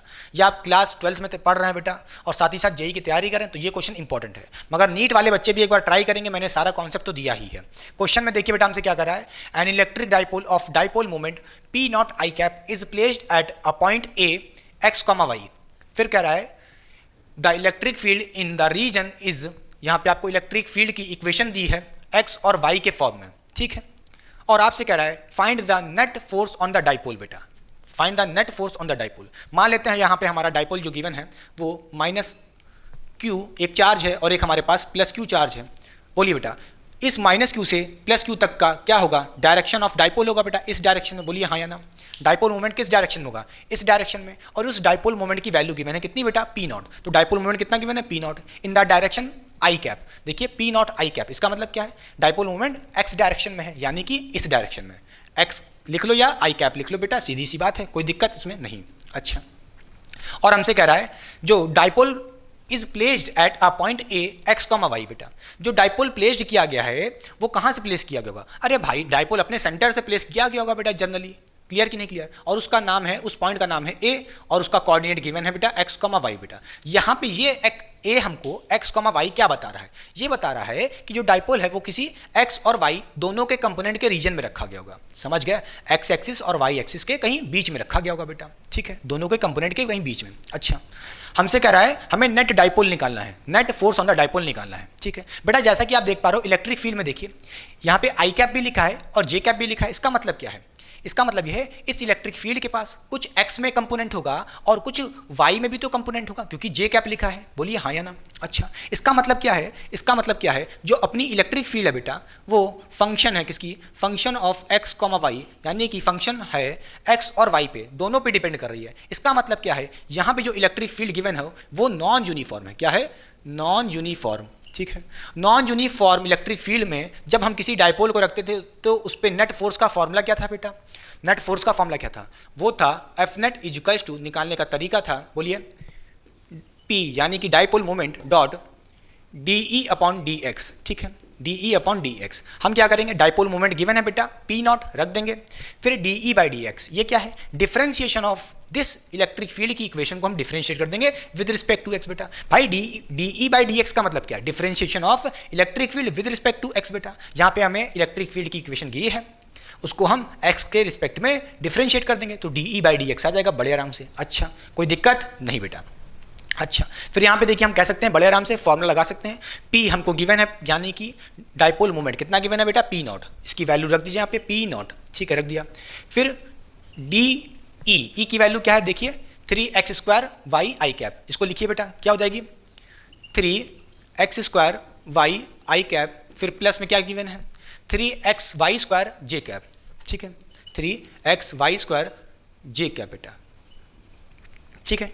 अच्छा, और यहाँ पे हमको क्या है अपॉन dx। अब हमें क्या करना पड़ेगा, इस चीज को डिफरेंशिएट करना पड़ेगा विद रिस्पेक्ट टू x बेटा। हमें इस ब्रैकेट में घुस करके विद रिस्पेक्ट टू dx, इसको भी डिफरेंशिएट करना पड़ेगा, इसको भी डिफरेंशिएट करना पड़ेगा विद रिस्पेक्ट टू dx बेटा। क्लियर, तो इसको हम अंदर घुस करके लिख सकते हैं, कैसे, देखिए बेटा, P नॉट, इसको हम लिख सकते हैं d 3x स्क्वायर वाई आई कैप बेटा, ठीक है, इसको ऐसे लिख सकते हैं अपॉन dx, ये हो गया। फिर इसी तरह प्लस क्या लिख सकते हैं d बाई dx, क्या लिख सकते हैं d बाई dx, इसको भी डिफरेंशिएट करेंगे, ठीक है, 3x वाई स्क्वायर जे कैप बेटा, ठीक है, कोई दिक्कत नहीं बेटा। हमने डी बाई डी एक्स को अंदर भेज दिया, मल्टीप्लाई कर दिया, तो इससे डिफ्रेंशिएट कर देंगे, इसको भी डिफ्रेंशिएट कर देंगे, कैसे, ऐसे। ठीक है, डिफ्रेंशिएशन आई होप आपने भैया क्लास 11 में इतना तो पढ़ा ही होगा। भैया आईटी के क्वेश्चन कर रहे हो, ठीक है, इतना शर्म करो कि डिफ्रेंशिएशन नहीं आ रहा है। ठीक है, चलिए अब देखिए बेटा, हमें यहाँ पे डिफ्रेंशिएशन किसका करना है, 3x² y का। हमें डिफ्रेंशिएशन किसका करना है, इसका करना है विद रिस्पेक्ट टू x बेटा, यानी कि dx के। तो हमें जिसका डिफ्रेंशिएशन करना है, इसका डिफ्रेंशिएशन करना है किसके रिस्पेक्ट में, x के रिस्पेक्ट में बेटा। तो हमें सिर्फ x को ही डिफ्रेंशिएट करना होगा, बाकी चीज़ हमारे लिए कांस्टेंट है, उसको हम बाहर निकाल देंगे। कैसे, देखिए 3 और y यहाँ पे क्या है, कांस्टेंट है, क्योंकि हमें तो x का डिफ्रेंशिएशन करना है। तो 3y बाहर निकाल दो बड़े आराम से। क्या कर सकते हैं हम लोग, बोलिए, p0 ब्रैकेट में 3y बाहर निकाल दिया, बचा के अंदर dx² अपॉन dx बेटा, लिख दिया, कोई दिक्कत इसमें नहीं। फिर यहाँ पे आई कैप भी है, लिखे रहने दीजिए, कोई दिक्कत नहीं, क्लियर। फिर यहाँ पे क्या कर देंगे, प्लस कर देंगे। इसी तरह क्या कर देंगे, बोलिए, यहाँ पे हमें किसका डिफरेंशिएशन करना है, x का डिफरेंशिएशन करना है, बाकी कांस्टेंट बाहर निकाल दो। तो 3y², इसको बाहर निकाल दो बेटा, 3y² बाहर निकाल दिया, और ये हो जाएगा आपका, बोलिए, d किसका हो जाएगा, ये सिर्फ x बचेगा, तो dx अपॉन dx बेटा, क्लियर, dx। बोलिए, हमें x का डिफरेंशिएशन करना है विद रिस्पेक्ट टू dx बेटा। y कैप लगा दीजिए बड़े आराम से, यानी कि j कैप, क्लियर कि नहीं क्लियर, अरे j कैप लिख दिया, ठीक। फिर देखिए बेटा, यहाँ से आप कह सकते हो क्या, p0, अब ब्रैकेट में देखिए, यहाँ पे हो जाएगा अपने पास 3, बोलिए क्या हो जाएगा, 3y ये है बेटा, लिख दीजिए। फिर देखिए x² का differentiation with respect to x, differentiation कैसे करते हैं, पावर को आगे भेजते हैं मल्टीप्लाई में, और उसकी पावर में से एक माइनस कर लेते हैं। तो x की पावर 2 है, उसको आगे भेजेंगे तो क्या हो जाएगा, बोलिए, 2 को आगे भेजोगे मल्टीप्लाई में तो क्या हो जाएगा बेटा, बोलिए, 2x की पावर 2 थी, उसमें से एक माइनस कर लेंगे तो 1 बचेगा, खत्म बात। ये हो गया डिफरेंशिएशन बेटा, क्लियर कि नहीं क्लियर। तो 3y इंटू 2x बेटा, क्लियर कि नहीं क्लियर, समझ गए। और आई कैप लगाना ना भूलना, ठीक। अच्छा, ये हो गया। इसी तरह आगे बढ़ते हैं, फिर प्लस, देखिए 3y², ये तो लिख लीजिए, 3y² इंटू dx, बोलिए x का differentiation with respect to dx कितना आएगा, कितना आएगा भैया, 1 ही तो आएगा, बोलिए हाँ या ना। Differentiation of x with respect to x, अरे 1 ही तो आना है, खत्म बात, कोई दिक्कत नहीं, 1 आ जाएगा, ठीक है। और आई जे कैप लगा लीजिए बड़े आराम से, ठीक है। अब यहाँ पे हम नेट फोर्स निकाल सकते हैं आगे फर्दर, कैसे, देखिए क्या आएगा, बोलिए, नेट फोर्स P0 ब्रैकेट में यहाँ क्या हो जाएगा बेटा, 6xy हो जाएगा, कितना हो जाएगा, 6xy हो जाएगा, और आई कैप, फिर प्लस क्या हो जाएगा, बोलिए, 3y² बेटा, 3y² जे कैप, 3y² जे कैप बेटा, ठीक है। ये अपना नेट फोर्स का फॉर्मूला आ गया, नेट फोर्स का फॉर्मूला आ गया बड़े आराम से, कोई दिक्कत इसमें नहीं, समझ गए। जब भी आपको इलेक्ट्रिक फील्ड किसी इक्वेशन के फॉर्म में दिखे, x और y पे, दोनों पे डिपेंड करिए, देखिए इसमें x का भी कुछ टर्म है, y का भी कुछ टर्म है, इसका मतलब क्या है, ये इलेक्ट्रिक फील्ड एक नॉन यूनिफॉर्म इलेक्ट्रिक फील्ड है, ठीक है। उसके लिए फॉर्मूला क्या लगाएंगे, ये वाला, मैंने कहा था ना जेई वाले बच्चों के लिए इंपॉर्टेंट है, हाँ या ना, क्लियर। तो कई सारे मैंने देखे हैं टीचर्स ज़्यादातर नॉन यूनिफॉर्म इलेक्ट्रिक फील्ड पे क्वेश्चन कराते ही नहीं है, मगर अच्छे लेवल के एग्जाम्स में बेटा नॉन यूनिफॉर्म पे ही क्वेश्चन आते हैं, जैसे जेई और नीट में, क्लियर। जेई में ज़्यादा आते हैं, नीट में तो बहुत कम ही आते हैं, शायद ही आए, ठीक है, थ्योरेटिकल भले आ जाए। बोलिए समझ गए, मिटा दे बेटा। चलिए, तो अपना नेट इलेक्ट्रिक फोर्स कितना आ गया ऑन द डाइपोल, ये कितना आ गया, ये मिटा दें। चलिए,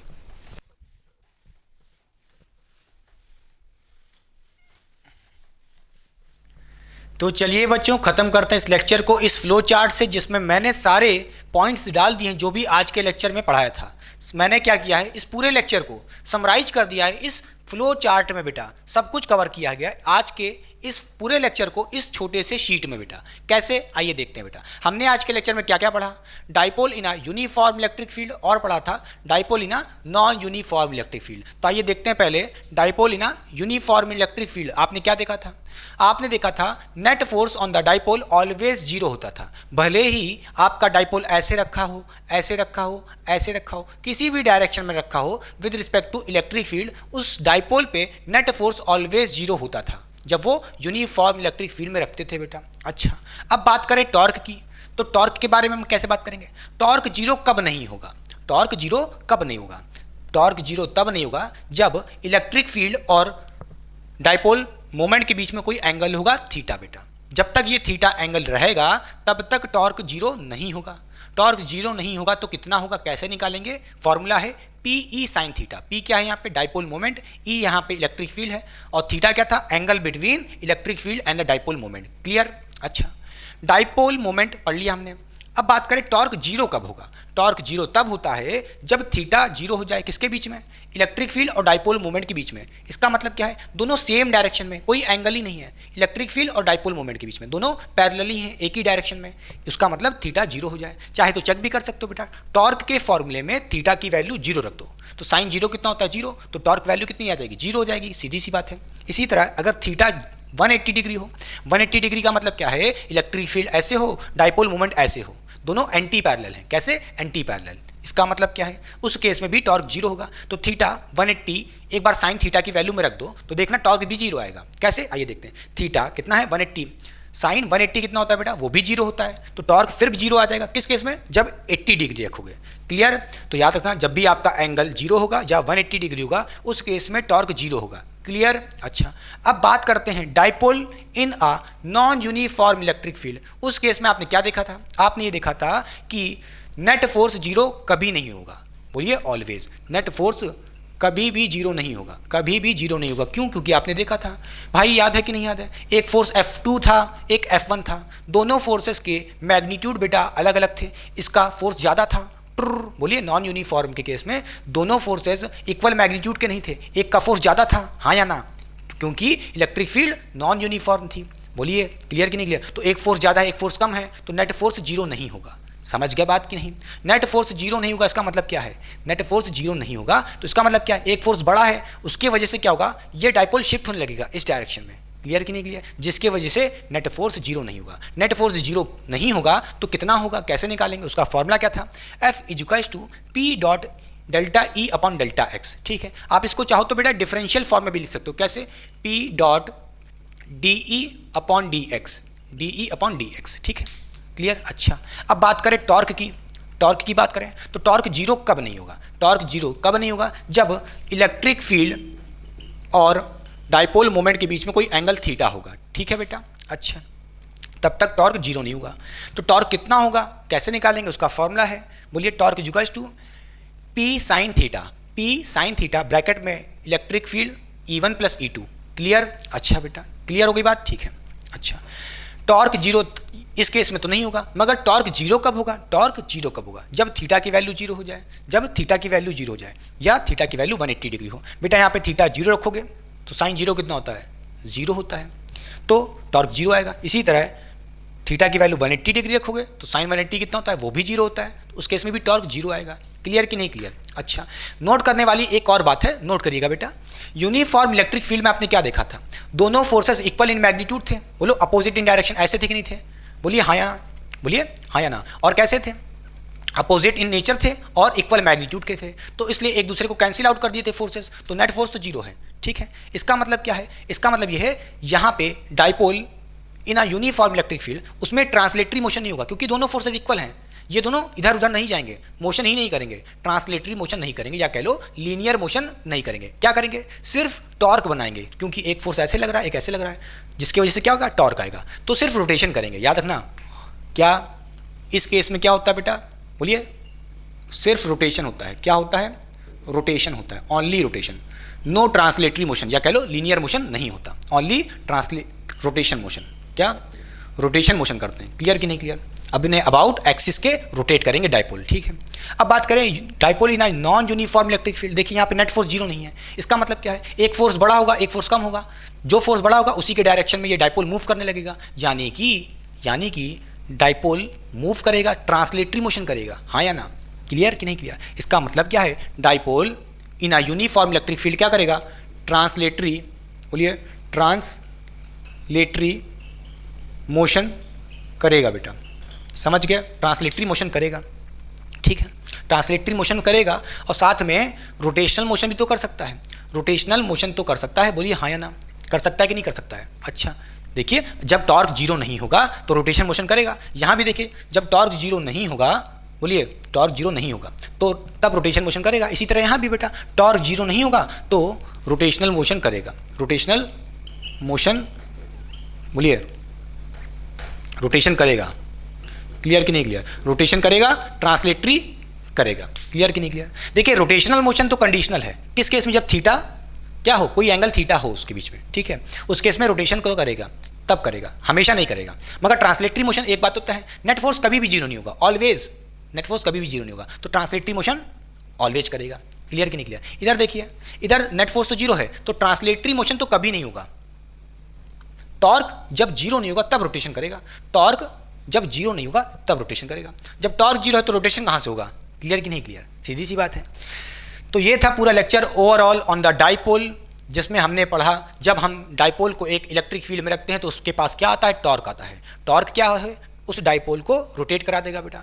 तो चलिए पढ़ाई करते रहें, all the very best. I hope आपने लेक्चर को बहुत ही इंजॉय किया होगा। चलिए बाय।